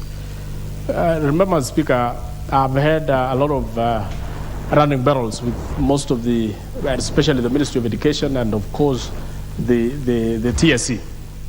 And my major concern, Mr. Speaker, is the payments we are making to these day secondary schools, and even the new introduction of the JSS, junior secondary schools. We have seen most of the principals are asking students to come with lots of money. Speaker, the reason why we removed, we did what we call free day secondary education was so that we can make our children access education. There are so many parents who cannot pay for boarding schools, who cannot pay for the schools which are very far. The reason why we introduced the day secondary schools and closely to the primary schools and to the parents is so that those parents who cannot afford to pay fees can send their children to those particular schools. But many schools are introducing so many other activities. One of them is this uniform. And I'm thinking, Mr. Speaker, that I'm requesting even the member to ensure that we introduce in the capitation, the whatever for capitation, Mr. Speaker, so that we budget it in the provisions of that amount that is being sent to every school. We include uniform as part of those capitation. We include school feeding program. Because in my constituency, Speaker, we are paying millions of money that goes towards food. Mr. Speaker, even for the students who come around that school, people who can move and come back, go for lunch, come back, people who can pack their lunch, even if they are coming from far, parents can pack them lunch. But, Mr. Speaker, the school has introduced it as a compulsory payment, so that when you don't pay for food, you are sent home for 3 weeks. Why would you send my student for 3 weeks? Because of failure to pay fee for food. Mr. Speaker, I think the principals should introduce what we call meal cards, so that in case a student is unable. But most importantly, we should, as a house, introduce a payment of school feeding program, so that the schools and the parents who cannot afford to pay fees can access the feeding program through the appropriation, through the budgeting in this house. Same case with the uniform, and same case with this idea of remedial. Mr. Speaker, I really, those a few days ago in my schools and opted to ask for principals not to demand for remedial or send a student home because of failure to pay remedial. Speaker, remedial should be optional. If a student is able to pay, allow them to stay in school. If they are not able to pay, let them not come for the extra classes, but come for the classes where the government has paid for. You cannot send a student home because of failure to pay remedial.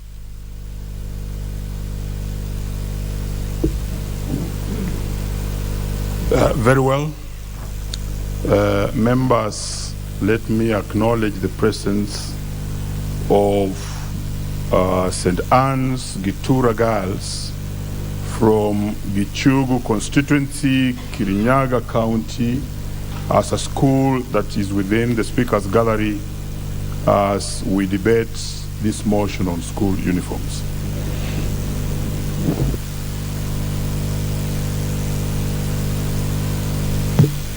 Next to speak on this is Honorable Kimani Molo constituency. Asante sana mstahiki Speaker kwa kunipa nafasi hii. Nitajaribu kuzungumza kwa mara ya kwanza kwa lugha ya Kiswahili na natumai kwamba sitafeli. Mstahiki Spika, ningeanza kwa kumpa kondole mbunge wa Githunguri Mheshimiwa Gathoni wa Mushomba kwa sababu ya kuwafikiria wanafunzi wetu katika shule zetu. Mstahiki Spika, wakati tunasema ya kwamba masomo ni bure, tunasema uongo. Wakati tunasema ya kwamba masomo ya day ama ile shule za kila siku ni bure, hakuna karo unalipwa, hiyo ni uongo. Tunaposema ya kwamba inawezekana kupeleka mashule yetu ya mabweni kwa yule mzazi wa hali ya chini, jibu ni kwamba ni uongo. Mstahiki Spika, niliweza kuangalia kwa sababu wakati nilikuwa kule mashinani Molo siku ya Jumapili, nilipatana na mama moja ambaye anauza soko pale Molo. Na huyo mama mtoto wake alikuwa ameitwa shule moja ya upili ya Butere Girls kule Karoki Girls kule Kirinyaga. Mstahiki Spika, yule mama alikuwa na risiti ya kwamba yeye ameweza kulipa karo ya shilingi 20,000. Lakini juu ya kulipa karo ya shilingi 20,000 alihitajika kulipa pesa zingine shilingi 20,150. Kama yale mambo ambayo bidhaa ambazo alikuwa zinahitajika pale shuleni, lakini ambazo alishurutishwa asinunue mahali kwingine, lazima azinunue pale shuleni. Mheshimiwa Spika, huyu mama ametia bidii kwa yule mama ambaye anauza pale nyanya soko kuweza kuweka shilingi 20,000 ya kwamba apeleke mtoto shule. Hiyo ni juhudi kubwa sana. Na kwa hivyo wakati niambia mimi nimelipa school fees, nimelipa karo, nikamwambia uliapply basari. Akaniambia lakini basari haitaweza kulipa haya mahitaji mengine ambayo nahitajika. Kwa hivyo Mstahiki Spika, ilibidi nitafute hela zangu kibinafsi niweze kumlipia ili aweze kusoma. Na nafurahi kwamba huyo msichana ameweza maisha yake ya kidato cha kwanza katika ile shule ya Karoki Girls kule Kirinyaga. Ikanifanya nianze kufikiria hizi 20,000 ambazo tulikuwa tunaitishwa ni za nini? Mheshimiwa Spika, ukienda sokoni shati ya shule ni shilingi 350. Shati hilo ukienda kuinunua kwa shule ni shilingi 800. Wanaongeza shilingi 450, mara 3 ya zile pesa ambazo hiyo shati inatoka huku nje. Ile trouser ama ile longi sijui kwa Kiswahili, ukinunua huku nje ni shilingi 700. Shule mingi wanauza shilingi 1,500. Ile sweta ukinunua kwa duka ni shilingi 750. Mashule yanauza shilingi 1,500, mara 2 ya hiyo bei ya hiyo sweta ukinunua huku nje. Tai ya kawaida tu shilingi ukinunua kwa soko shilingi 150. Ukienda kuinunua kwa shule shilingi 300 hiyo tai. Tena wanasema wanunue ile inaitwa tracksuit, quote and quote tracksuit. Ukinunua dukani shilingi 1,300. Ukienda kuinunua kule kwa shule wanauza katikati ya shilingi 2,000 na shilingi 3,000. Godoro la kulalia ukinunua kwa duka shilingi 1,800. Mashule yetu yanaitisha pesa wazazi kununua ile mattress ambayo inakuwa hata ni ndogo kuliko hii ya shilingi 1,800 na wanaitisha shilingi 2,800.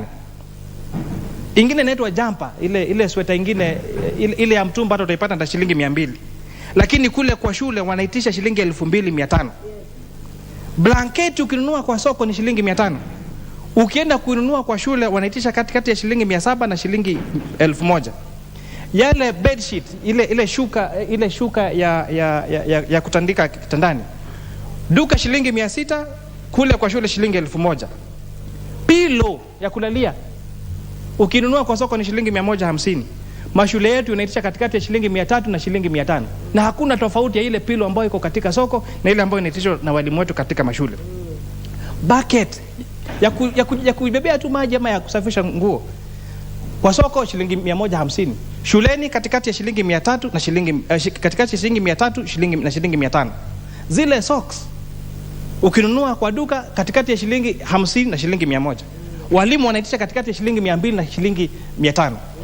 Juu ya hayo wanakuambia baada ya kulipa haya yote lazima ulipe katikati ya shilingi 500 na shilingi 1,000 kuweka label katika zile uniform. Kwa hivyo kama tunataka mtoto wa Mkenya yote aweze kwenda shuleni, aweze kusoma na kufaulu katika maisha, juu ya kuhakikisha kwamba tumeongeza ile pesa unaita ya capitation katika mashule zetu.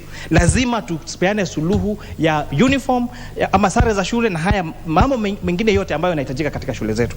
Na njia sahihi kabisa ya kufanya hivyo ni kuhakikisha kwamba uniform ama sare zote za shule zote za umma katika nchi yetu za Kenya ziwe sawa. Ikuwe shati ni tuseme rangi ya nyeupe, kama ni trouser ikuwe ni ya rangi kama ya nyeusi ama ya grey, standard kiasi moja katika nchi yote. Na hivyo Mheshimiwa Speaker, tutakuwa tumesaidia kupunguza gharama ya shule, na juu ya hayo tuhakikisha kwamba yule fundi ambaye yuko pale Mukinyai, ambaye yuko pale Kapsinandet, ambaye yuko pale Chandera, ambaye yuko pale Arimi, ambaye yuko pale Kapsita, anaweza kushona hizo sare na akaweza kusomesha watoto wake na kuweka chakula katika meza ya watoto wake. Kwa sababu Mheshimiwa Speaker, tumekuwa tukitengeneza sheria ambazo ni za tu kuhakikisha kwamba wale mabonyenye ndio tu wanaweza kunufaika kutokana na hizo sheria. Kwa mfano tunaposema ya kwamba ukiangalia katika hata shule zetu, hata zile ambazo ziko mbali na mahali kwingine, unapoambiwa hii ndio barua ya kuingia shule, unaambiwa na hizi uniform lazima ununue kwa maduka fulani. Sio ya kwamba haya maduka mengine hayana hizo sare, sio ya kwamba bei yao ni mzuri kuliko hizo nyingine, lakini unasurutishwa vile sababu kuna ile agano mwalimu amefanya na yule na hilo duka liko hapo. Na unapata haya maduka Mr. Speaker hayana kitu kubwa. Ni vile tu wao ni bwanyenye wameweza kujikimu kimaisha, na ndio unapata wale ambao wako na hela katika nchi hii wanaendelea kupata zaidi. Wale ambao hawana wanaendelea kukosa zaidi. Kwa hivyo Mr. Speaker, kuna wale ambao waliongea hapa wale wakasema basi kama sare zote zitakuwa sawa, pengine hakutakuwa na maridadi. Na mimi nakumbuka yule ambaye alikuwa Matiang'i alikuwa na makosa mengi sana. Alifanya mambo mengi mabaya. Lakini kama kuna jambo moja alifanya nzuri ni kusema ya kwamba basi zote za nchi yetu ya Kenya zikuwe na rangi moja. Za mashule, basi zote za mashule zikuwe na rangi moja. Unakumbuka yule ambaye alikuwa waziri wetu wa uchukuzi, may he rest in peace ama apumzike kwa amani, Mheshimiwa Mishuki. Akasema ya kwamba wale ambao ni madereva na makanga wa magari zetu wavae sare moja. Wengine zile za maroon, sijui maroon tutaje kwa Kiswahili, na wale wengine ya blue kwa madereva. Na hivyo kuhakikisha kwamba wao wote unaweza ukipata ukienda kwa eneo lolote la uchukuzi katika nchi yetu, utaweza kujua huyu ni dereva, utaweza kujua huyu ni makanga. Na pia kwa zile kununua hizo sare unaweza kuzinunua mahali popote katika nchi yetu. Mheshimiwa Speaker, hili ambalo tunapendekeza hapa limewezekana katika mashule yetu ya kufunza elimu ya matibabu. Asante Mheshimiwa. Mambo ya matibabu ile tunaita KMTC kwa kimombo. Kwa sababu yule msichana ambaye ama mvulana ambaye anasomea KMTC ya Molo, na yule ambaye kwa KMTC ya Kitui, na yule ambaye kwa KMTC ya Kisumu, na yule ambaye kwa ya Mombasa, ya Lamu, kila mahali wako na sare moja. Kama basi inawezekana hivyo kwa shule zetu za matibabu KMTC, mbona isiwezekane kwa shule yetu upili na kwa shule yetu ya msingi katika Jamhuri yetu ya Kenya? Inawezekana. Lakini hapa Mheshimiwa, tukubali ya kwamba haitakuwa jambo rahisi, kwa sababu tukienda kupitisha hii itakatazwa kwa njia kubwa sana. Na Mheshimiwa Speaker, tukiongea kule lazima pia nizungumzie mambo ya vitabu ambavyo vinapelekwa katika mashule yetu. Mheshimiwa Speaker, tunasema tunanunua vitabu vyote katika mashule yetu hasa ya upili, lakini unaitisha lazima wanunue ile Biblia, lazima wainunue sijui ile dictionary na kamusi na mengine. Hivyo vitabu peke yake ni shilingi 5,000. Kama tunaweza kununua hivi vitabu vingine vyote, vinakuwa hadi shule zingine ziko na vitabu zaidi ambazo wanahitaji. Mbona basi tusinunue pia hizi tuweze kupea wanafunzi wetu, ili huyo mtoto wa maskini katika nchi yetu ya Kenya awe na nafasi sawa ya kusoma na kufaulu katika maisha kama yule wa tajiri. Nakushukuru Mr. Speaker. Very well spoken. Honorable members, I would like to take this opportunity to welcome our guests seated in the speakers gallery, students from Pioneer Girls School, Gatanga constituency, Murang'a County. You are welcome to follow proceedings in the National Assembly. At this moment, as you can see, we are focusing on school uniform. You are welcome to the National Assembly.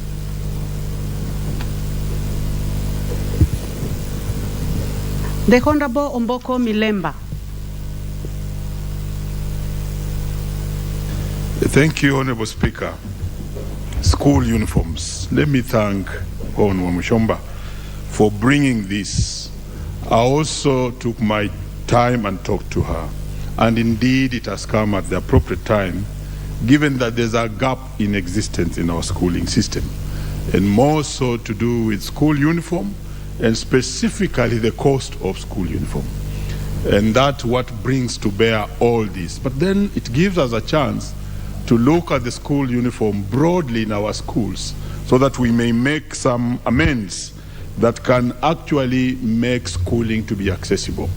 So maybe to begin this properly is to go to what laws are governing education. And I would quickly go to the Constitution, Article 53, which describes education in Kenya as a right to all children.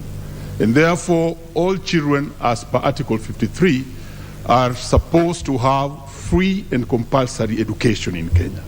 And that then aligns education as a function of the government.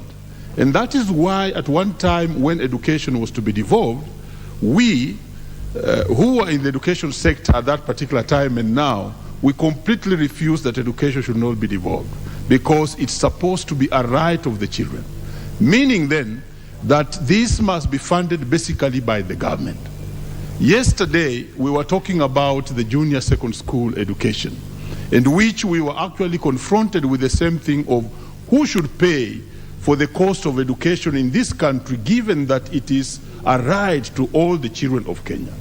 Honorable Speaker, then I would quickly go to the SDG 4, which defines education as a lifelong for all the children and prefers that the first thing we should achieve in education is access. That are children able to access education? That's what we go for first. Once they have accessed, then we look at the other components or tenets of quality and so on and so forth. So anything, Honorable Speaker, that hinders a child from reaching school is actually a barrier and must be removed. And that barrier, therefore, must be removed by those who have been assigned the task of providing education in Kenya, and that is the government of Kenya. Therefore, currently as we speak, Honorable Speaker, school uniform is part of the barriers to access to education. And I think that is why this parliament this morning is speaking about it, because we have to remove all the barriers that are limiting students to access school, especially the poor students from the villages and families. What is the history of school uniform? School uniform can be traced back, Honorable Speaker, to England, where poor students were taken by the church and taken to a school called the Christian boarding school. And they were given some sort of uniform which was close to that which the clergy were wearing. And I think that's where the history of school uniform sprang off. It went to America and later on arrived in Kenya with colonization. Have we done any studies on school uniform? Yes. The African Journal undertook the specific study of school uniform, and the case study was in Langata, and they produced about 14 good reasons why school uniform should be there. Who are the leaders who have pronounced themselves on school uniform, Honorable Speaker, in Kenya? You should quickly trace Mutula Kilonzo, the then Minister of Education, who appeared in the press with skirts, and I think the cartoon of that moment cartooned him trying to wear the standard skirt that children should wear. Hon Muchomba, I think you should listen to this, standardization, because he thought there must be a certain length of the skirt and blouse and so on and so forth. The other leader, Honorable Speaker, who pronounced himself on school uniform is Mwai Kibaki, when he was the president, and he actually ordered that all schools must be in a certain uniform. So that is our history of school uniform. What I would wish to say about this matter is that we need to look at the word standardization, so that standardization should not be mistaken for color. Standardization should not be simply the quality of what you will be bringing to the schools to wear. But this standardization has a lot to do with the price of school uniform in our schools, because it is a barrier to education. and therefore must be dealt with. So if we can standardize the price of school uniform, then we are sorting out this gap that has been created. If we can liberalize, again we have to look at how Kenyan economy is operating, that our economy is supposed to be free and liberal. And therefore, as we standardize, we cannot afford to give this to only a group of people, but we possibly should allow free market of uniform so that the uniform price is controlled by free market, demand and supply. In that way, it will be easy for the uniform to actually get its level price. The other alternative would be to follow the route of government, because it's the business of government making sure that all students are in school to actually provide school uniform. And this is possible. So that within capitation, and I heard one member speak on this, that was great, Honorable Speaker, that within the capitation we are sending to school, there's a certain amount of money specifically for uniform, and that uniform is of a particular standard in terms of quality and price, so that no student in Kenya will be chased out of school because of school uniform. In fact, this thing is also embarrassing my teachers, because you can see members addressing teachers as though they are the ones who determine school uniforms in school, which is wrong. School uniform is determined by the boards of management, is also determined by PTA, and in the presence of the teachers. What has happened, Honorable Speaker, even if this may not amuse you, is that the education system has been abandoned to teachers completely, and nobody wants to take responsibility. He only wants to say something wrong is happening in our schools, that there's no food in the schools. But no government agency is speaking itself to say we should have supplied food, we should have dealt with uniform, we should have supplied the teachers for junior secondary. How can a government which within the Constitution is supposed to provide free and compulsory education send one teacher to teach a whole class of junior secondary, disregarding what I call curriculum-based establishment and saying everything is good? And when the teachers go ahead and hire certain teachers who are paid on BOM, others are paid by PTA, and some money is charged there, then we say the teachers are the problem. We really must deal with the matter of school uniform alongside other challenges that are in the schools, and decide whether as a government we want to prefer to invest in education, or we want to invest in roads and railway and other buildings that otherwise are competing with the resources with education. My take would be that for us to develop the future, we must invest in our children. So let's provide school uniform as part of the requirements that are required to go to school. During the President Moi time, there was something in schools called cost sharing. And I think where we are now, honorable members and honorable Speaker, is that we don't have free and compulsory education in Kenya. But what we are having is cost sharing. And if there's cost sharing and we cannot speak on it, then it means that we are not taking our responsibility. So it's high time that we declare that education is cost shared, and we know which part the parent is playing and which part the government is playing. But as per what we require in law, let school uniform be provided for by the government. Let's remove all barriers that may hinder access to education. Honorable Speaker, that's my submission. Thank you for this chance. Very well, Honorable Mboko. Honorable members, I would like to give an opportunity to the Honorable Chege Njuguna, who will be making his maiden speech as he contributes to this important motion. Thank you very much, Madam Speaker, for giving me this opportunity to make my maiden speech in this assembly. Madam Speaker, I'm compelled to begin by thanking all who made it possible for me to get to this moment. The great Winston Churchill said that without victory, there is no survival. Madam Speaker, indeed, I'm here after having survived in the muddy trains of the politics of our time. Indeed, Madam Speaker, it was blood, toil, tears, and sweat. I was not the lone man in the battlefield, though, Madam Speaker, several people held my hand.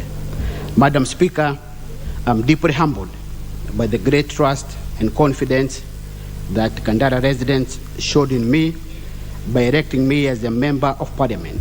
Madam Speaker, I'm indebted to my constituency and profoundly grateful for this great honor. Madam Speaker, once Muranga's great son, the late Kenneth Matiba, may he rest in peace, affirmed that the people should be ready to decide. Indeed, Madam Speaker, Kandara residents indeed decisively voted me in amidst the stiff opposition. Madam Speaker, I pledge to perform my legislative duties as pertains to the Constitution, and that I shall not let them down. Madam Speaker, leadership should be people-driven, and Kandara residents shall be the wind beneath which my duties shall be anchored on. Madam Speaker, I want to take this moment to thank my party, UDA, my party leader, His Excellency the President of Kenya, William Ruto, and all the UDA members who vigorously campaigned for me, leading to my eventual victory. I'm forever grateful. Madam Speaker, to my campaign team that withstood the tough season of campaign to the very end, leading to this very moment. I'm also very immensely grateful to them, not forgetting my family and friends who were there for me all through.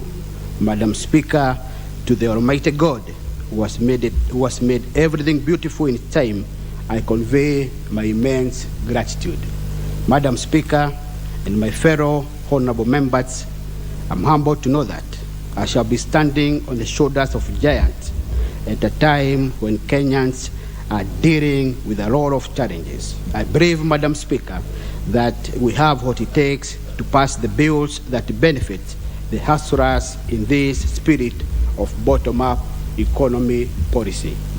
Madam Speaker, this parliament takes over the reins during a critical time when Kenyans are grappling with increased cost of living. Madam Speaker, this surge in prices of basic commodities have been made worse by the ongoing Russia-Ukraine conflict, which has resulted in disruption of the global supply chain. Madam Speaker, the ongoing drought has also brought in its wake decreased food production, which has threatened our food security. Madam Speaker, we must therefore be alive to these challenges that face all our nation. We therefore, Madam Speaker, have before us the task of exercising our duties in a way that uplifts the lives of all Kenyans. Madam Speaker, the President, in line with the UDA manifesto, has already introduced the fertilizer subsidies, which will bring down the cost of farming. Madam Speaker, the 50 billion hustler loan kitty to help the micro, small and medium enterprises to access cheap credit has already been dispersed. Madam Speaker, the affordable housing project will also benefit many Kenyans. Madam Speaker, I'm ready to join hands with the President in this August House to fulfill the President's agenda for Kenyans. To my constituency, those who have trusted in me, I tell them, my Kandara people, that in me they have a leader who has already been liaising with stakeholders to ensure I better the livelihoods of my people. Once more, Madam Speaker, I would like to thank them for giving me this chance to offer them selfish leadership that will be all about changing lives. Madam Speaker, I look forward to the days ahead with a lot of hope. May God bless you, may God bless this August House, and may God bless Kenya. Thank you, Thank you, Madam Speaker. Thank you very much, Member for Kandara. The Honorable Beatrice Kemei, Member for Kericho. Okay, thank you very much, Madam Speaker. I want to appreciate the mover of this motion, Honorable Member, who is my sister. I want to also say this is a motion that is affecting us as members of Parliament, affecting the parents, affecting the teachers, affecting everybody. I'm saying this because uniform is very important. First, I'm reminded of the days we were in school, and anybody who does not come with uniform is not part of the school. So for identification, uniform is key. And when we talk of standardizing, it is important in the sense that it will bring equality. It is an equalizer. We have schools in rural, we have schools in urban, we have schools that are day, we have schools that are boarding, we have public schools, we also have private schools. But when we standardize, it will bring equality. It will not be tied to performance. Madam Speaker, you look at national schools, ideally and naturally they perform because of the entry behavior. They perform better than the schools that are in the sub-county or in the extra county. And therefore, whenever they call for maybe drama or any other of these extracurricular activities, schools that come from the rural or even in the extra county or maybe in the sub-county, they feel inferior. So this uniform will bring equality. And in any case, when this uniform is standardized, Madam Speaker, it will also affect the pricing. What does this mean? You will realize that when the uniform is not standardized, the prices are actually different. Schools give different prices depending on the quality, depending on the color, depending on maybe where the uniform is bought. But if it is standardized, and then everybody's, schools will be allowed, or students will be allowed to buy from anywhere, this will actually assist and help the parents who are not able to pay. CDF and of course NGAF give bursaries. And this one, students can learn in school, but there's no money for uniform. But if it is standardized, it means parents will be able to afford, at least for the students to be in school. And more so, Madam Speaker, I've also said it is important in this sense that the school will not be purchasing from one point. I imagine a student coming all the way from Kericho, where I come from, to purchase uniform in Nairobi. That is very expensive. Some don't even know where the shops are. But if it is standardized, they can buy from anywhere. So uniform demonstrates equality. And this will go hand in hand with having students feel wherever they are, they can perform the same way. During our days, the only colors that we knew were gray skirt, sky blue shirt or blouse for the girls. The sweaters were only different, maybe green and maybe brown or red, but for the boys the same. So that one, at least there was kind of equality. But at the moment, you'll see different colors and different designs. I would also say with standardization, we will not be having girls wearing very tight skirts. That will also influence negatively in one way or another. And the boys, on the other hand, have also tried to make their trousers tubed or very tight. So this one is indeed bringing some negativity. But when it is standardized, at least they will be able to have the right size, the right length, the right color, color for that matter. So I am supporting this motion. And as we do this, we'll also have to remember that some students may not even afford this uniform and they may not go to school. So if if the prices go down once more, I'm sure education will be an equalizer. So with that, I support and say, may that policy come very, very fast, and students will be on the safe side, the parents the same. We'll also have, to some point, look at the full dress code. Some schools, Madam Speaker, girls will have long hair, others very short hair, others no hair at all. I don't know what we can do so that others will not feel intimidated and they will not feel inferior. Uniform is important. If I may also add and say that as we look at uniform, let's also remember the design and even the weather. Some places are very cold, and if they are cold, then they will have the chambers and the warm uniforms. Some places, like in the northern part, they may not need this. So as we standardize, let's also look into that. And with that, Madam Speaker, I support the motion, and I say unity is key for the students. And then students will concentrate on their studies. It will also teach them some professionalism. They will look very smart and know that this is, from an early age, this is how to go about it. It will also ensure the safety of the students. Wherever they are, outside there, they will be safe, knowing that these are students when they have a uniform. Importance of standardization also is that it will ease peer pressure. Some students will feel like, I come from this school, and then they feel lower or they feel inferior, while others feel better.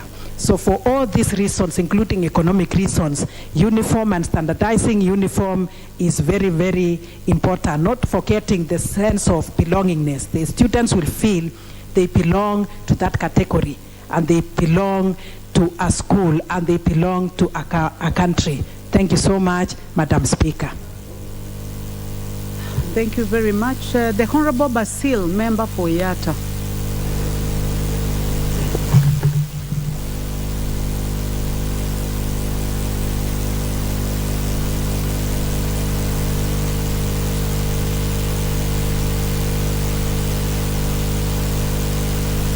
The technical team, please try to trace the member for Yatta.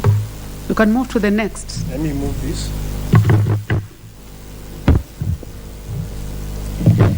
Thank you, Madam Speaker, for giving me the chance. Thank you to the sponsors of the motion, Madam Honorable Wamuchomba, if I'm right. These are good motion, although we need to be specific on what we are standardizing, because for me, we need to standardize cost of the uniform. Currently, if you look at the uniform, there are schools which are charging more than the actual cost of the uniforms. This is actually adding more burden and actually barring many students from accessing education. I also want to say that we should not standardize color. If you standardize color, it will mean more burden for parents for you to be able to phase out all the uniforms. So let's try to focus on price, because currently many students are actually at home because the actual cost of uniform is denying them the chance to go to school. Another very important element which I want to put across, if the government is able to pay for free education in terms of providing other aspects of education, at the same time supporting KDF and other forces with the free uniforms, why can they not do the same for poor students? So perhaps it would be important to put a policy that is tasking the government to provide free uniforms for schools or for students across the country. Another important element which I thought could be nice to focus on standardization, maybe in the near future, we may also look at the design. I do remember when we were back in school, you could see a very huge variance when it comes to what students from poor backgrounds used to wear and what students from rich or the urbanites are wearing. this is setting some form of discrimination when it comes to appearance, because the essence of having a standardized uniform is to bring homogeneity on education. And if this cannot be realized, then we may go the United States way, where you find students in the United States don't necessarily have to wear uniforms, particularly in the public schools. So this is something that we need to put it straight in the particular motion, which I think after this, after a few revisions, we can put it as a bill. And then lastly, I think for the movers of the motion, personally I'll be happy to make my inputs to the drafting of the bill, and to be able to make sure that it resonates with the realities and the priorities of different areas that we represent across the country. Thank you, and happy to get that moment to contribute further. Thanks.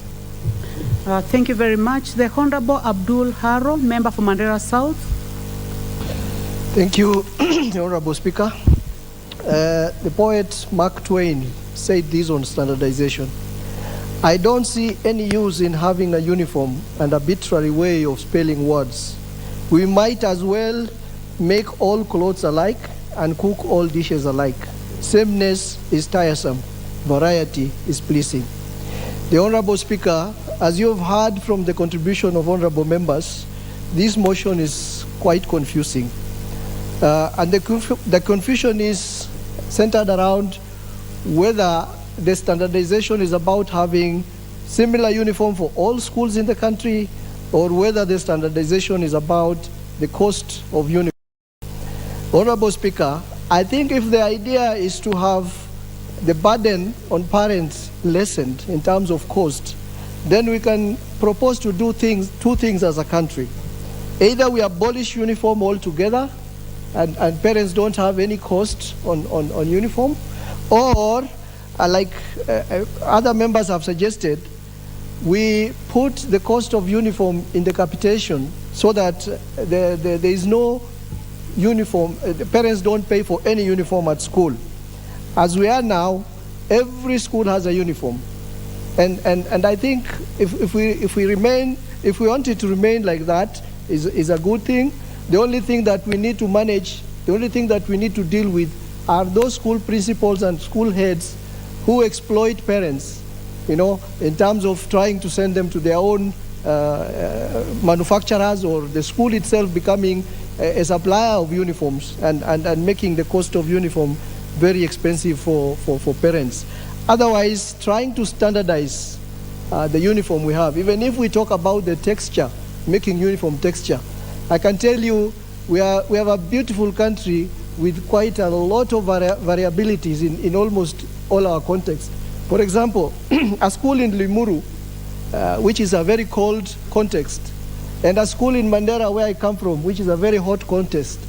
If you say you are standardizing the fabric or the material, you may end up disadvantaging one. The material might not be helpful in a cold environment like Limuru, or it might not be useful in a hot environment like Mandera.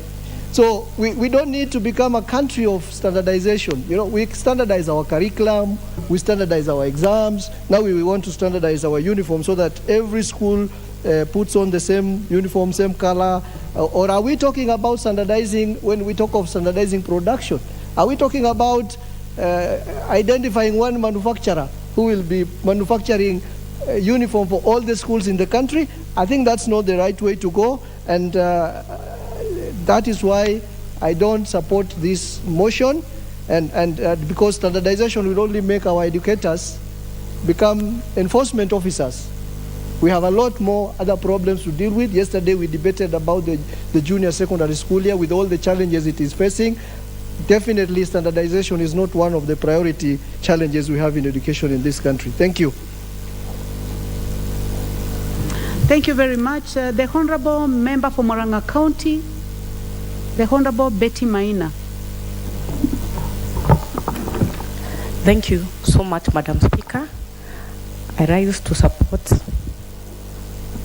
Honorable Gathoni wa Mushomba in this motion. Madam Speaker, I will support, we standardize the color, the quality, and the cost. The only difference we can put is a logo as a way to identify the school. Among the very many benefits of identification, one being creating cohesion among students. When students are able to identify themselves with the same color, quality, there are no students who will feel as if they come from superior schools, where others will be feeling as if they come from inferior schools.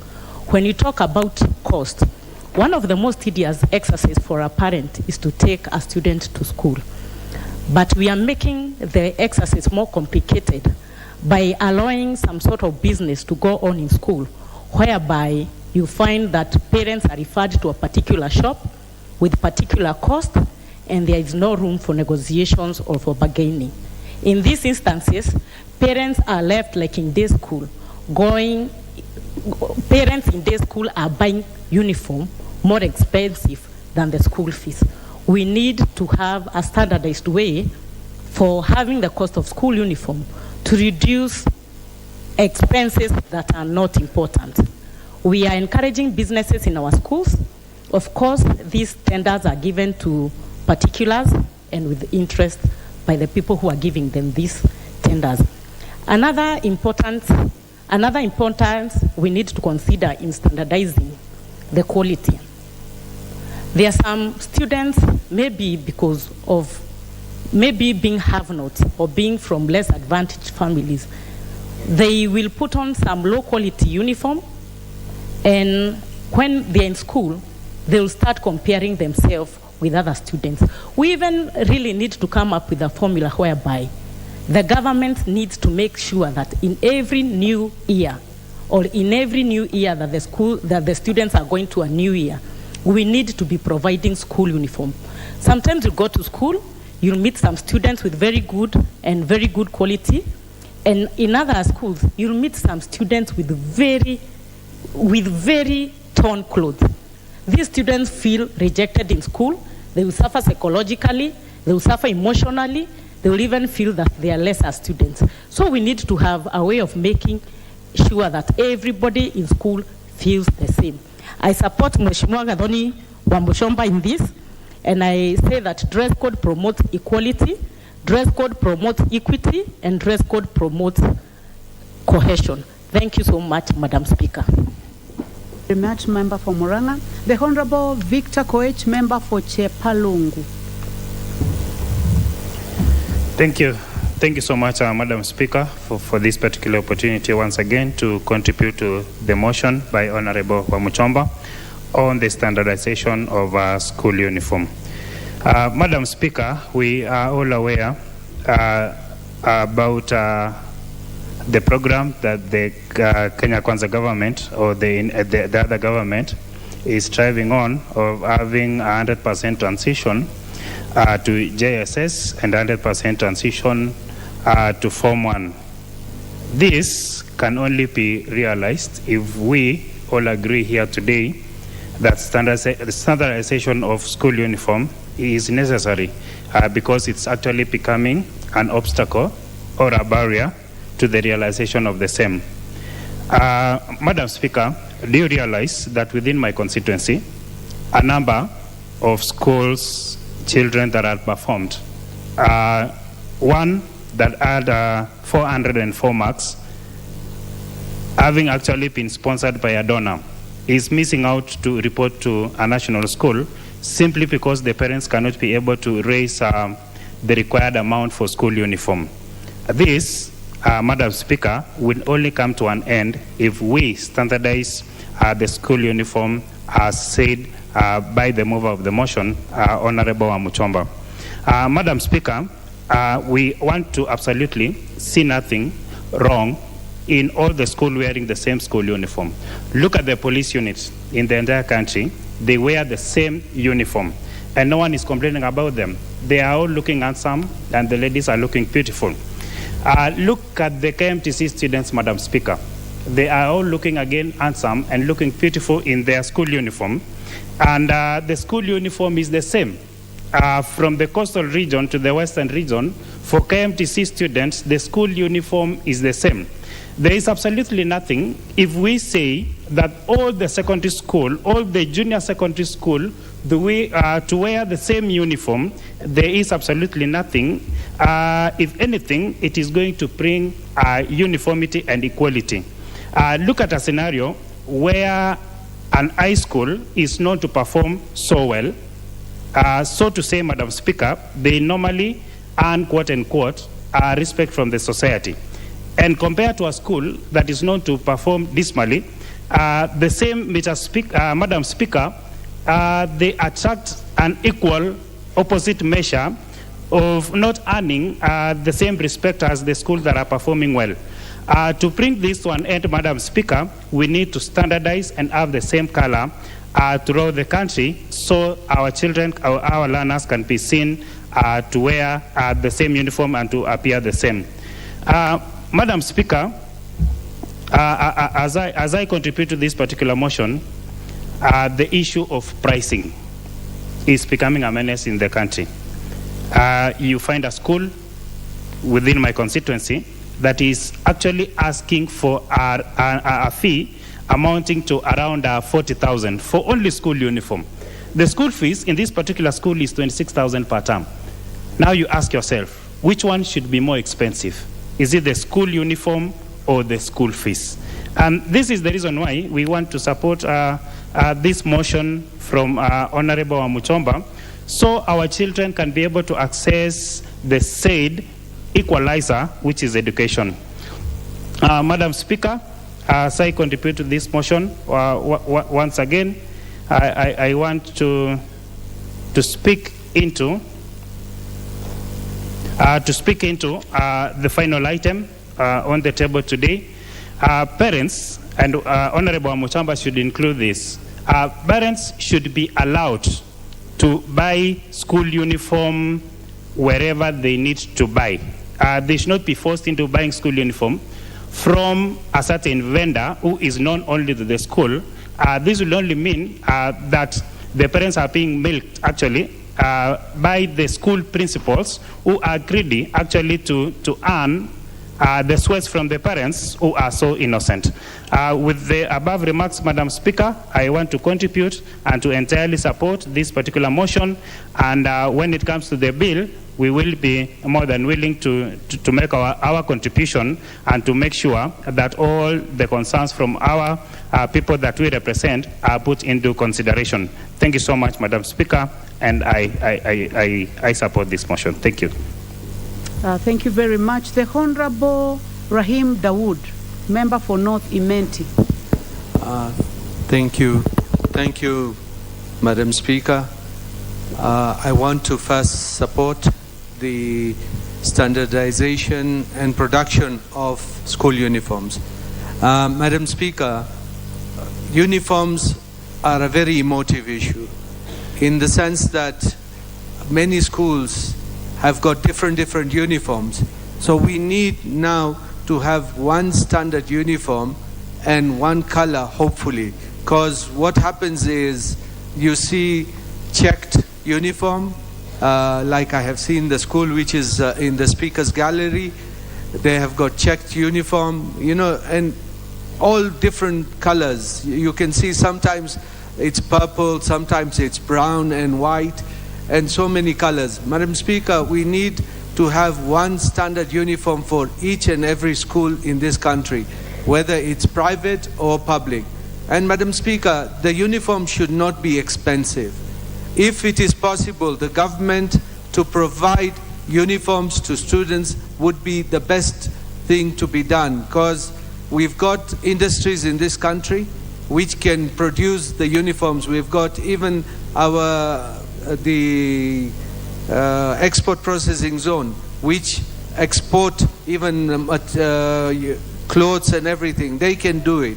We have got Rivertex, we've got, you know, we can revive Mountex in Nyanyuki and all those, so that they can be producing uniforms on a large scale. If the government would not provide, then schools would be advised to buy from there, so that we can have one uniform for each and every school. And it would be cheaper, because what is happening, Madam Speaker, with even the JSS. I do not understand, if you are in the same school, why would you need a new uniform from standards, from grade 6 to 7, and you are in the same school that you now have to change? Many children or students have not even reported to grade 7 because they cannot afford to buy the uniform. Many a time, Madam Speaker, you find children have been sent home, even in the lower grades, because they do not have a uniform. And I do not understand the correlation of uniform with studies, because what matters is what you are going to be taught and not what you are wearing. Yes, uniforms will be there, but people who have not come with uniform, they should never be chased away from school, because at the end of the day, the students who will not have a uniform, if they stay at home, who is it assisting? Nobody will be assisted with whatever is being done.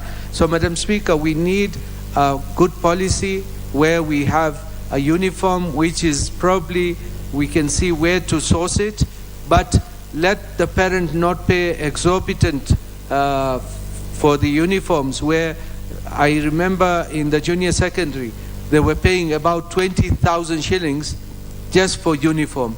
Whereas when they're in standard 8 or 7, even to pay for the school meals, it's a challenge for many parents, who even students have to go home for only 300 or 500 shillings, and they cannot be in class because of 500. So how are they going to pay 20,000 for that uniform? We need to see how, Mheshimiwa Gathoni should see how the government will subsidize the uniform, and parents would pay a standardized fee, which probably would be included in the fees, so that we do not have to, the parents do not have to fork out a lot of money. Madam Speaker, as well as we need to see, there are schools which have got different forms of uniform, like jackets, which cost a lot of money. So we need to do away with those kind of jackets.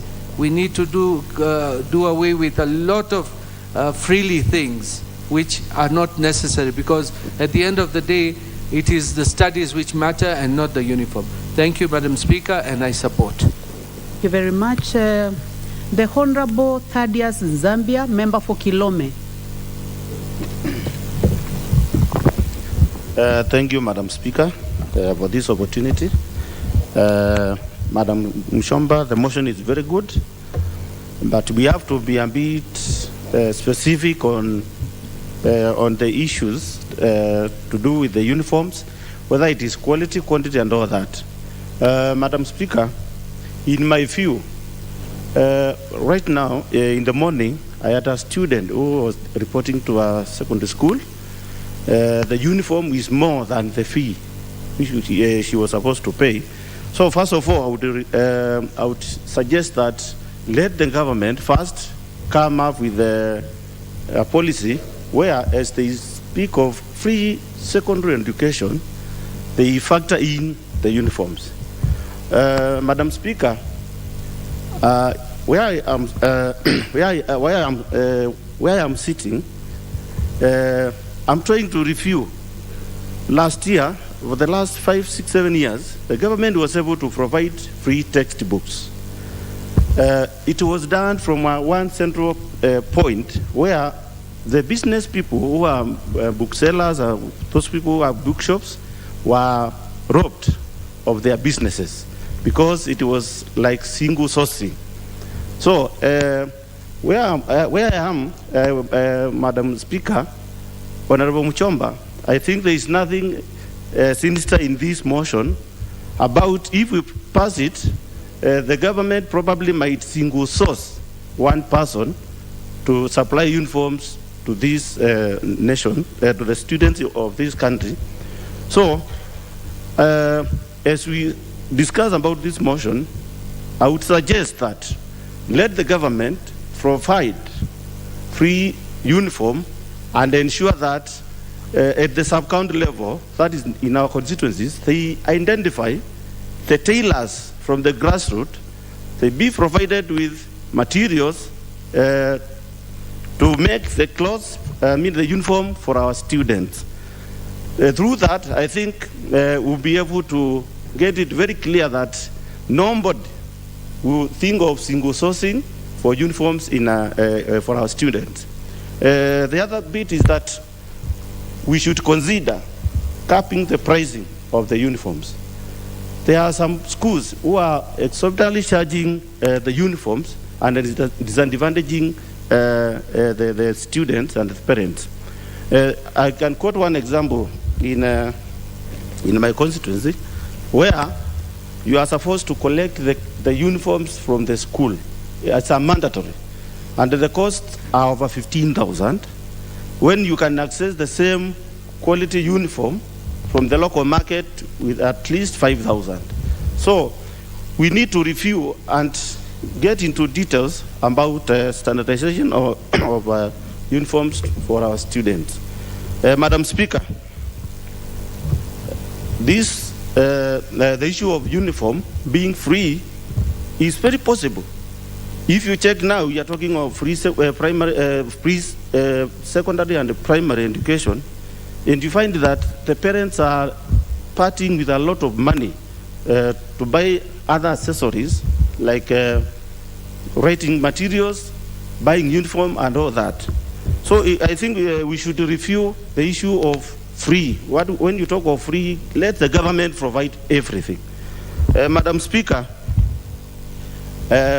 Madam Muchomba, being the mover of this motion, I think we'll sit down and have some discussion on it as we try to draft a bill so that it can be adopted to help the people of this republic.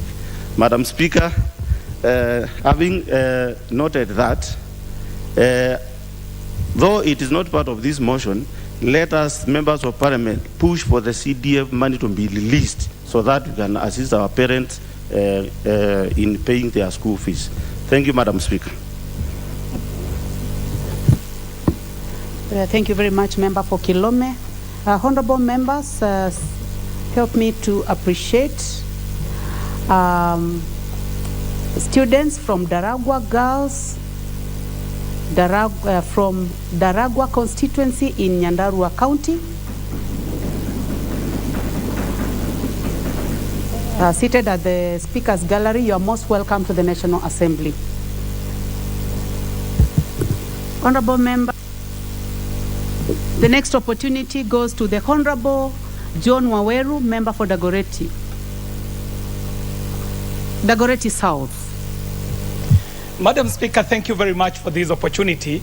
And it would be sacrilegious of me to start by not congratulating the Honorable Gathoni Wamboshomba, the very hard-working member of parliament from Githongori.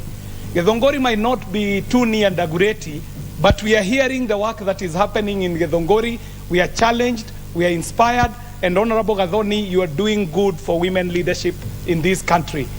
Beyond that, the people of Githongori need to appreciate that you are a good representative in the House. This is not your first motion, Honorable Gathoni, and we want to congratulate you for such a thoughtful motion that you have presented before this House.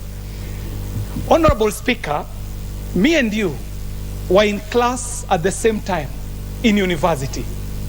And among the many things that we learned was the history of education. And when we studied the history of education, we were able to appreciate the need for school uniform and how it came to be that students wear school uniform. One of the reasons was, of course, standardization.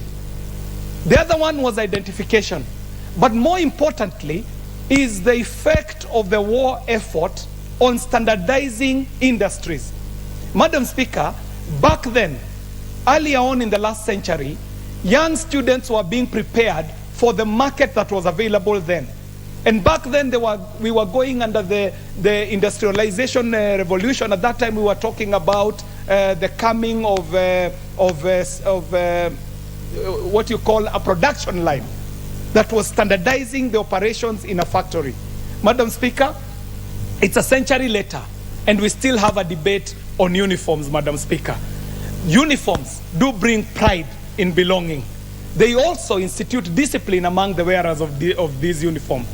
But now, Madam Speaker, we have gotten to a point where uniforms have become a tool for magnifying the class divide, not only in schools, but also in a republic, Madam Speaker.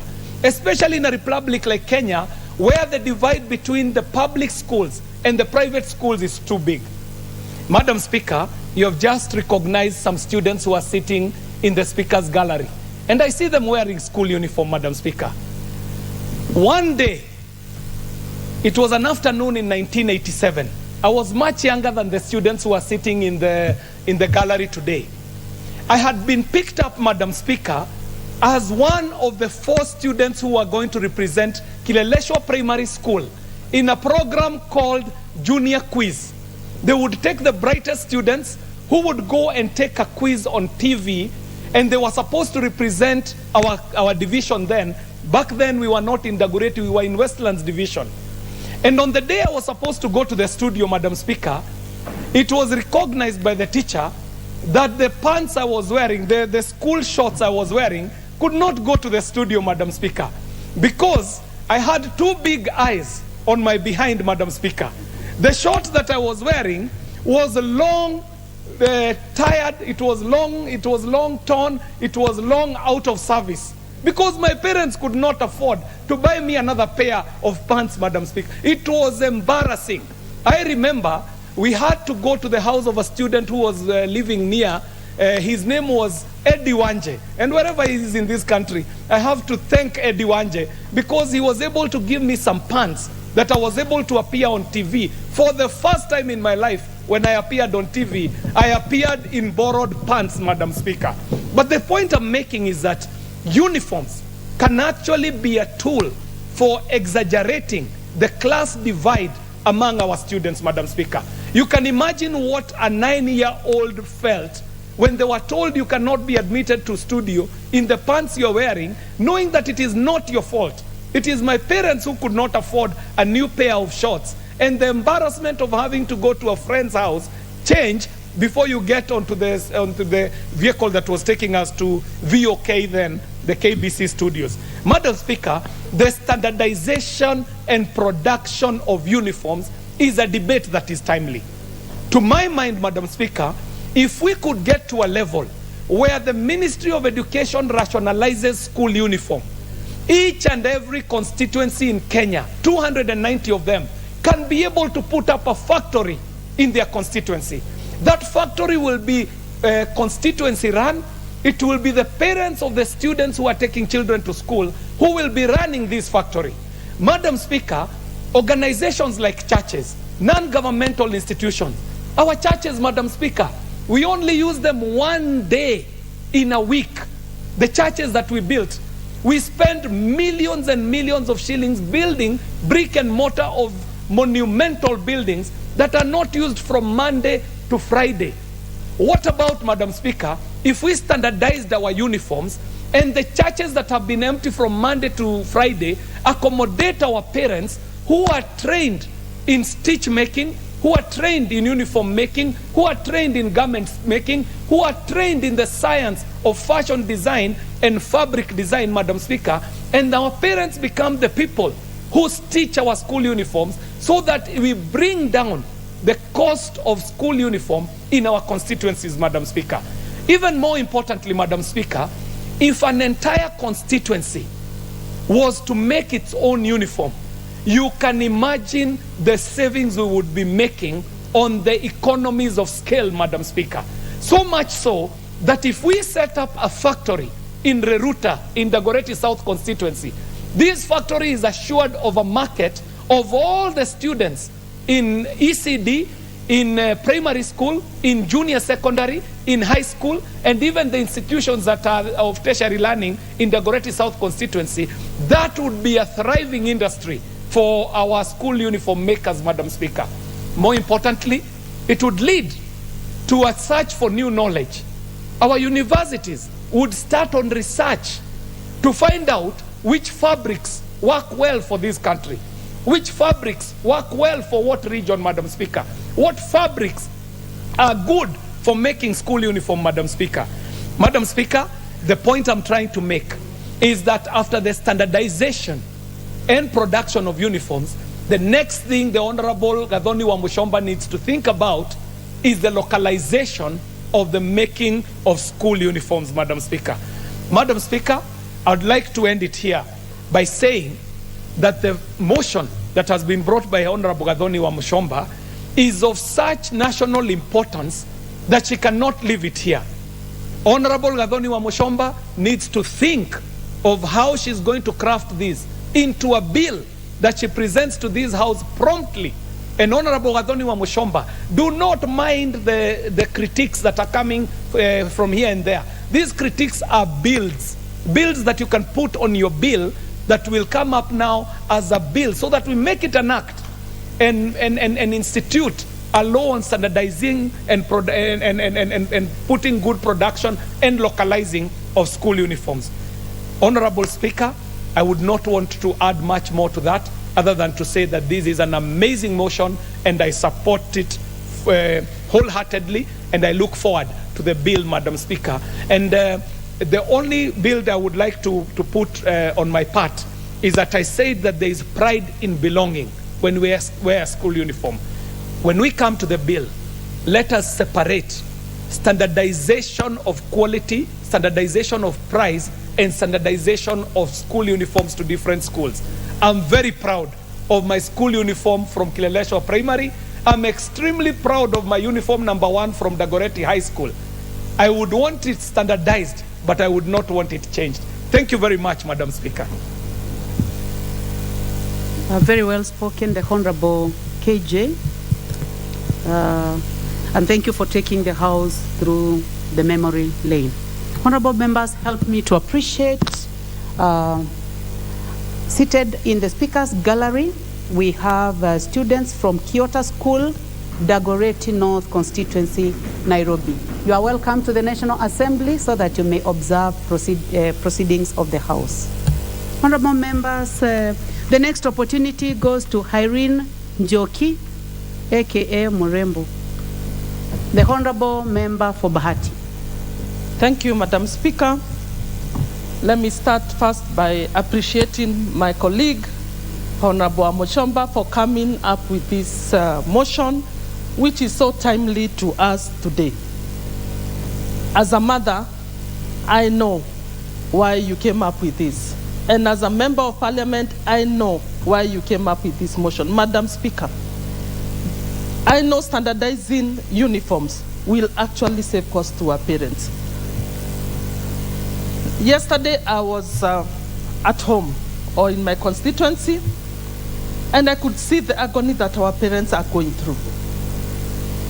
CBC or grade 6 students have not been able to join fully because of uniform.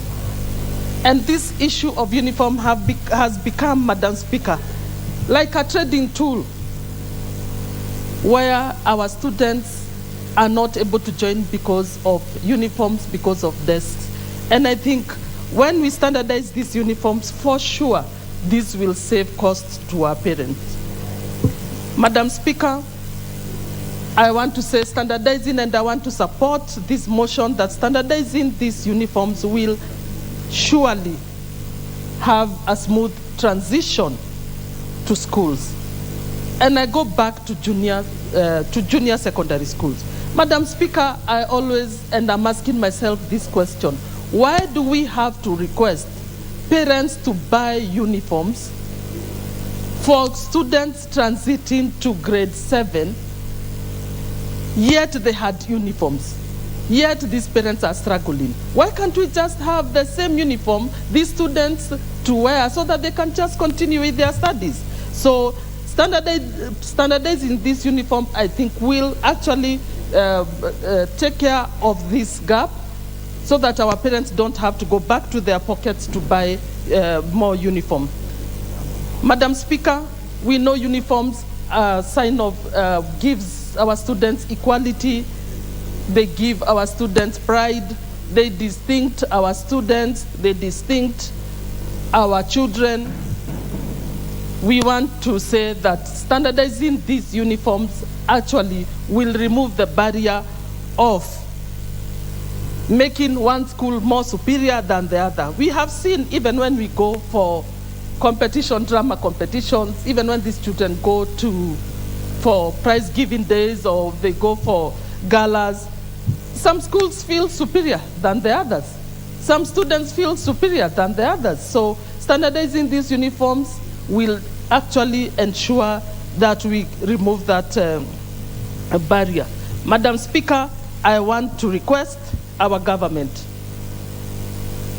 if possible, through the Ministry of Education or through Wamushomba as she's coming up with this bill, we want to request that we implore our government to support our parents.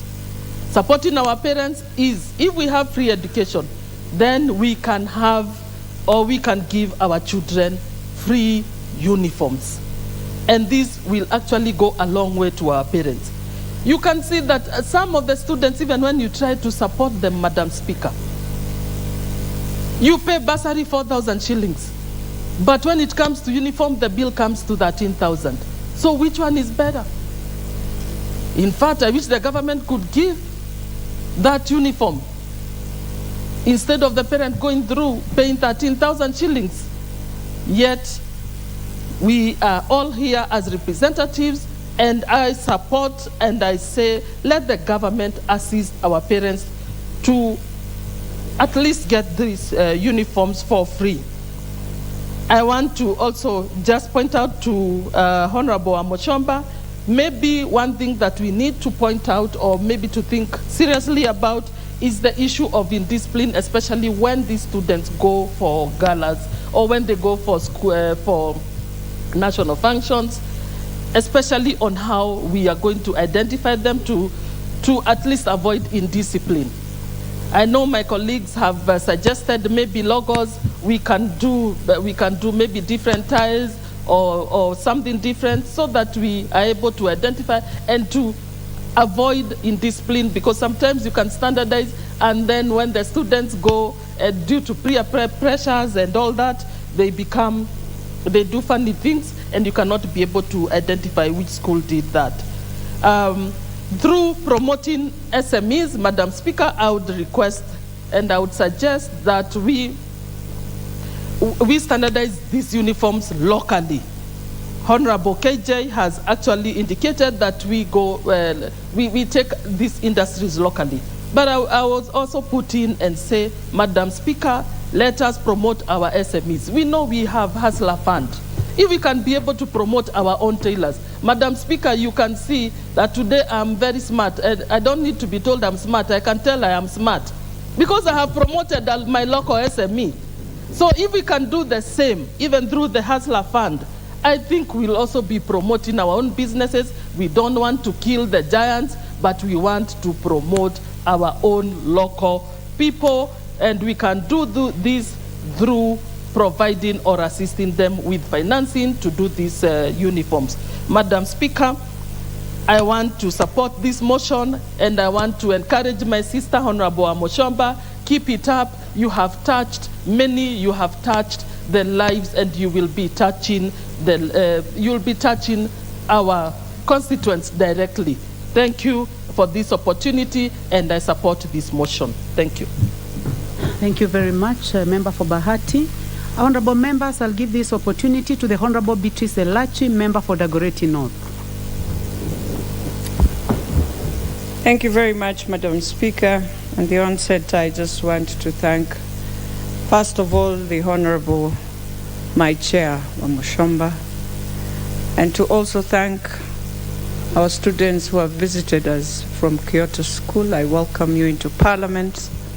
But more importantly, they come in at a time when we are talking about them and talking about their school uniform. But I want to appreciate they walked in dressed well, and we thank the school, we thank the teachers also. Madam Speaker, coming back to the motion, I just want to say this to Honorable Wamushomba. You come in at a time when I will give you a most sad story that I paid school fees for a girl who is supposed to join a school in Kaaga.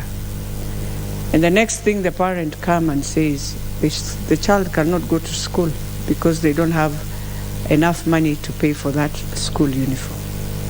and many, many others who are still in the constituency. You've paid the school fees, but they don't have money for this uniform. And to appreciate that even in the UK, in September 2022, the UK that is more advanced were talking about school uniforms for their children that has become very expensive. And they decided, I think they even passed in Parliament, that this many things that just brings a lot to parents, that they should leave their parents to walk into any school uniform and buy school uniform. Madam Speaker, when we go back to the days we went to school, our parents walked into any Kenya school uniform shop and were able to afford that uniform then. Today, the international schools are better off than our public schools, Madam Speaker, because they walk into a Kenya school uniform, you will find that uniform more affordable than a school uniform that is in a public school, where a parent, first of all, is told that the only place you can get the school uniform, especially when students have joined school and they've now left, now you're told where the tailor is, and that is where you have to go. And I'm saying this with an experience, Madam Speaker. Last year, just before the elections, I found a girl who was supposed to join Precious Blood, and I picked her. But more sadly, I had to go and look for the uniform. Now, today, Honorable Mushomba gives us an opportunity to look at this and ask ourselves, as citizens of this country, without bringing in the malice of business, the malice of profit, because I think where we went wrong is to decide education can be a profitable industry, and it has become so profitable, not just with the textbooks, not just with what, but we have to now question ourselves again that today, with the economy that we have, many parents cannot afford, many parents are unable, but the more important thing, look at our EPZs. Madam Speaker, we have 20%. It's a tax-free place.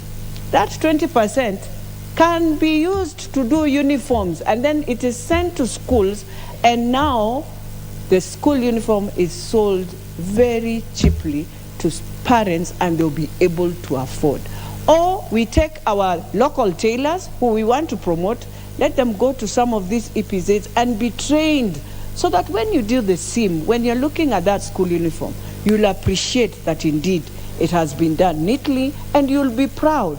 So that again, we don't put our children into a quagmire of where when they look at the uniform, they are wondering. Because if you want to bring equality to a child in school, and that is why uniform is very important, and that is why I support what my honorable member for Bahati has just said. Each school can retain their uniform for purposes of respect, their values, their discipline, because each school has its own discipline. And at that time, you'll be able to point out and know that is a school that has discipline, that is a school that needs help, and that is why their uniforms can remain the way they are. But with dignity, every child can walk into that school with uniform. There's nothing as proud as when you carry a child who has just joined Form 1, and you look at the makeover of that child, from the uniform, from the clothes she or he walked in, Madam Speaker, and as she wears that uniform, she feels ownership of the school, she becomes proud of that school, and she will work hard to keep the name of the school. And therefore, as I finalize, Madam Speaker, I want to thank Honorable Mushomba and to say, let us not look at it again, I repeat, in a business. Let us not come and curtail it for the sake of others to gain. Let us make it that we are doing it for the prosperity of our children, for the prosperity of our parents in terms of affording, but to ensure each child in Kenya can walk into a school and be proud of her school, his school. Lastly, Madam Speaker, even as we speak, I know junior high school, let them have a new uniform. We have already told them they are joining junior high school.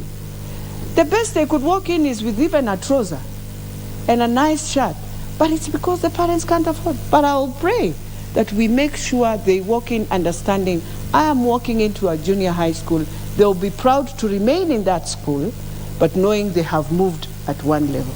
With those few remarks, Madam Speaker, I support, and I'm hoping that we will stand and we will have a bill that will clear the menace of school uniform being at a very costly price.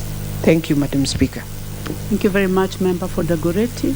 Honorable members, I would like to assure you that I've been observing the Honorable Gathoni Wamuchomba, and she has been taking notes to improve the possible bill that she'll be bringing to the House.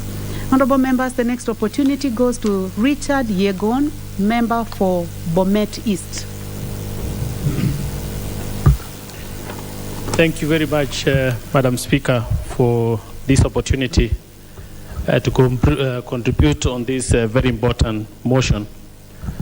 Madam Speaker, as my colleagues have said earlier on, that this is a very important issue whereby we want, as Member of Parliament, to support and make sure that all the students in our schools have a dress code which can easily be distinct or differentiated from the other other people when they just come out of school. This has been long overdue, and in fact, the only thing which I wanted also to add in is that the school uniform is has been very expensive when it comes to purchasing them. And this is because you find most of the schools, especially in my area, some areas whereby they give out school uniform in schools. And this one, I would like to say, if the government chip in and do capitation on these issues of the school uniform, it is going to go a long way in helping most vulnerable parents or those who are not in a position to buy the school uniform, because most of these school uniform, parents are directed to go to a certain shops where maybe there have been some collusion with some maybe teachers or so that at least they can get something as kickbacks by sending parents to a particular shop. And I want to say, if parents are given an opportunity to go and buy school uniform in a given, in whichever shop they feel like, so long as it is of the same material, the same color, and as required by the school, I think it is going to go a long way in helping our parents in not having a lot of being exploited. Again, this standardization is very important in the sense that it is again on the identification of our children. When they are going home, they can easily be identified and separated. I take a case whereby we, in a worst case scenario, where maybe police officers are sent to a raid or do some work in a certain village or another area, any area, students can easily be identified from other people instead of being taken into wrong hands or being blamed or being not identified as students. This issue of the school uniform help in identifying our children. Last but not least, Madam Speaker, I think I'm going to go out of this motion and try to bring something which is going on now. You see, the member for the leader of opposition, Raila Odinga, is making a meeting or making a rally here in the city. And you can see now, like the whole house is like empty. I think we have also to have put in place some measures whereby we say the issues of rallies and political rallies has to be capped on a particular date or timelines. We don't need to be coming from our election, and now we start again doing campaigns. I think we need, as the Honorable House, this Parliament has to look also and put in place mechanism whereby we say we don't have to do politics until such a particular time, such that we go to campaigns again. We cannot subject our people again. Look at the people, the businessmen in this great city. They are subjected to a lot of losses because maybe they are afraid of eventualities of chaos. So we need to look into this. Thank you very much, Madam Speaker, and I want to say I support this motion. Very well, member for Bomet. I thought that you are going to say that when people are demonstrating, they also need to wear uniform so that they can be identified. Anyway, honorable members, the next opportunity goes to Honorable Joseph Denar, nominated member.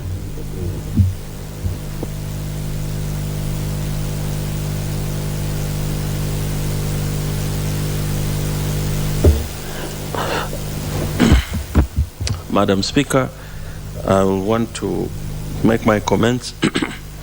First, on the issue of the uniform, I think it's something that I really would recommend. First is on the issue of standardization, that we should be able to create a standard for every student, just like what has created standardization on the buses now. At least some times ago, you wouldn't know this bus is for school or this bus, where is it going? But now the yellow color has created that. Two, it is on the issue of the equality. Where we come from, there's so much poverty. And I think most of the time, we were trying to do a project for all the kids to have a uniform. So I would really support that. Two, on the economics of scale. As much as we buy, the more we will reduce prices. And the more we reduce prices, is the more we will be able to afford. So I'm supporting, and I really want to acknowledge Madam Machonga for that, and I think those are my comments. Thank you. Well spoken, nominated member. Honorable members, the next opportunity goes to the Honorable Bishop Kosgei, nominated member.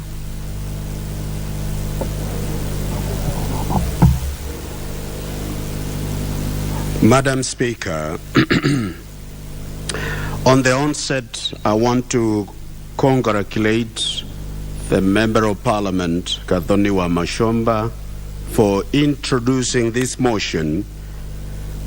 This is not only important but timely. Number one, we cannot overemphasize the purpose of having uniform for our children, because the same has been dealt with since morning. But I think this motion is so important because it is speaking to two important areas in accessibility to education in this country. Number one is that it is speaking to affordability, that we must make uniform and guarantee the children of this country that school uniform is affordable to every child in this country. Secondly, we must have convenience, that it must be convenient for every child in this country and for every parent to be able to give and buy uniform for their children. Therefore, as we speak to this motion, we should separate few things from one to another. Whether the issues of color is not an issue here. I think the issue of color has been so diverse and has been so impressive, and many people are having it with nostalgia when you speak about the school and the color of your own school. So it's about identity. But I think the two most important is affordability and convenience. So I think we guarantee that when this motion matures to a bill, we guarantee you, through you, Madam Chair, that we will support, I will support the act that will be put forward in the floor. Thank you. Thank you very much, Honorable Bishop. Honorable members, the next opportunity goes to Honorable Nicholas Gikolong, the member for Turkana East. I thank you, Madam Speaker, for giving me this chance to to add my voice on this motion. Madam Speaker, I arise to oppose this motion because of the following reasons. Madam Speaker, our education sector has a lot of things for us as members of parliament to discuss and find a way of helping those problems to make our schools to develop. Like now, instead of the uniform, we need to talk about infrastructure. We need to talk about the teachers' shortage in schools. We need to talk about school fees and also the cost of this uniform, instead of talking the texture, color, and all this. Madam Speaker, just a few minutes ago, you just announced that there are some students from 2 schools from the correct constituency in the Speaker's gallery. And as we started looking up there to identify those 2 schools, those schools were identified by their uniform. If the uniform it was one, how can we know which school are we talking about? Or are you going to tell the House there are 2 schools up there at the Speaker's gallery? So the school uniform is meant for identity. Every school is identified by the uniform. And when we say we have one uniform for our schools, what are we talking about? There was a comparison somebody gave about the school uniform and the police uniform. The police uniform, they are identified by the under one name, the National Police Service. But our schools, there are many. How can we compare those 2 uniforms that we have a general uniform for our schools and we compare it with the police uniform? Unless we want to say we want to make our schools to have one name. Maybe our primary schools and secondary schools, which it cannot be possible. So I oppose this, and instead of us talking about the issue of texture, the color, let's talk about the cost of uniform in our schools, so that parents can get uniform at a low cost. Because when we talk about this uniform, we don't give uniforms to the parents. We buy uniforms. And business community control the prices of commodities they sell. So when we talk about it, saying about the price and all that, how are we going to are we going to have some land somewhere for us to plant cotton so that we can get in for our own cotton to have for this school uniform? No. The farmers, they will determine how they will sell those textiles to the business community, and they are going to sell it at their own way they want to sell it. I don't know even if we can control it. Madam Speaker, there's issue of some schools. They are proud of their uniform, especially in my county, where I come from, Turkana County. There's one of the national schools called Turkana Girls. Turkana Girls, they are known and they have been given a name, the Green Angels, because of their uniform. Even their buses, before the yellow color came, they used to have a green bus. So they are proud of that name, which it has come through the color of their uniform.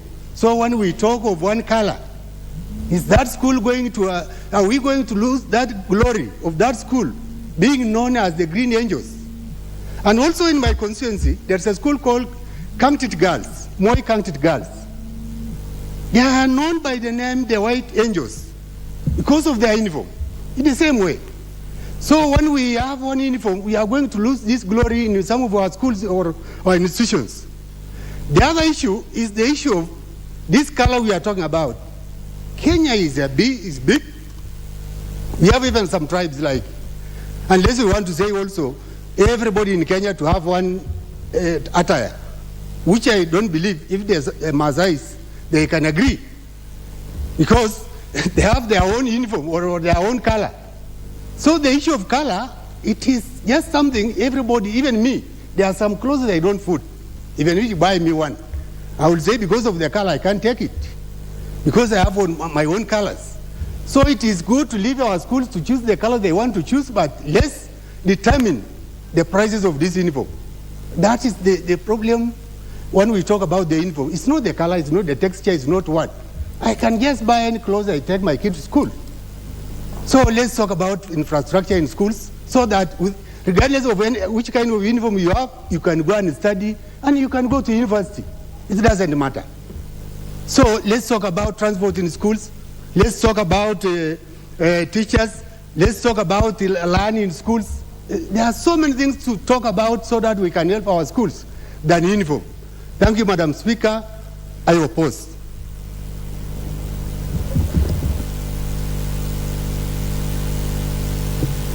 The next opportunity, honorable members, goes to the Honorable Miruka Alpha, member for Bomachoge Chache.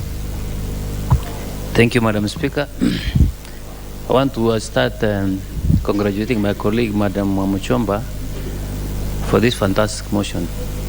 But I want to support the motion conditionally, that is not going to affect the school code and the school color.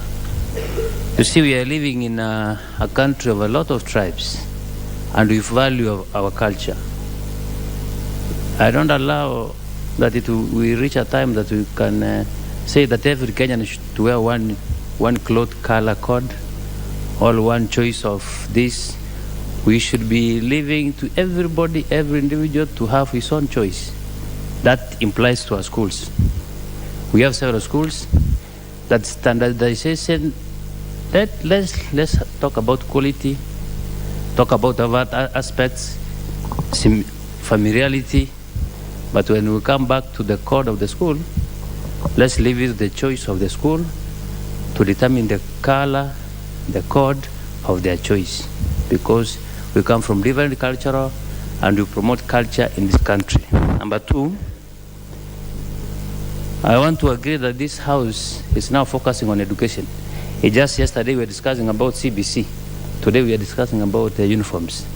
How I wish we know the value of education in our country. That we put more emphasis. We focus on education more than anything else, because education is the backbone of any country.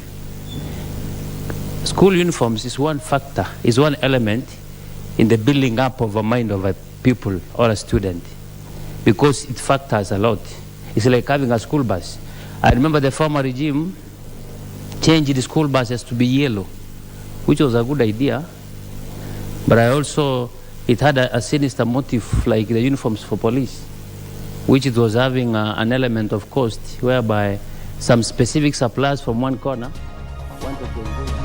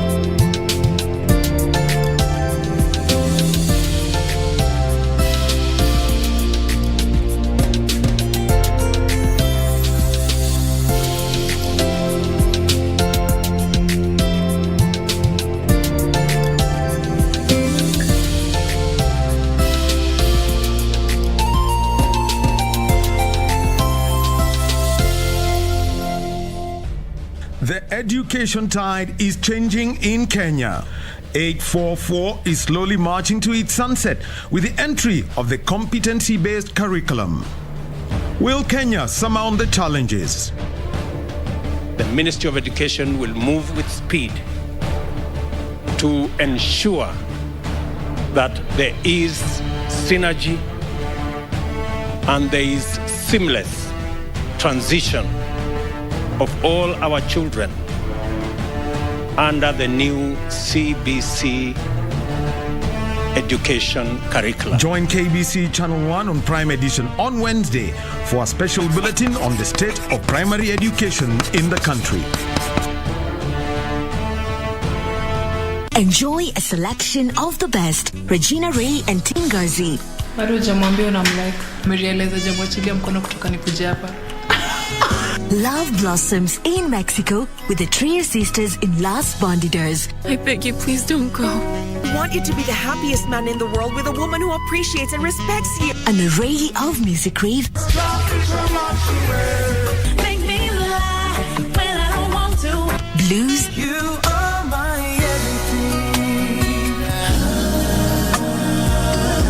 everything. Two local jams. And we sit to chat with the Thiambo. You know, I can't even tell whether you're looking at me, seeing me. With the Louis Vuitton. Classic comedy. Makono tu. Say that again. Enjoy the Divas programming this February only on KBC Channel 1. Kenya's watching.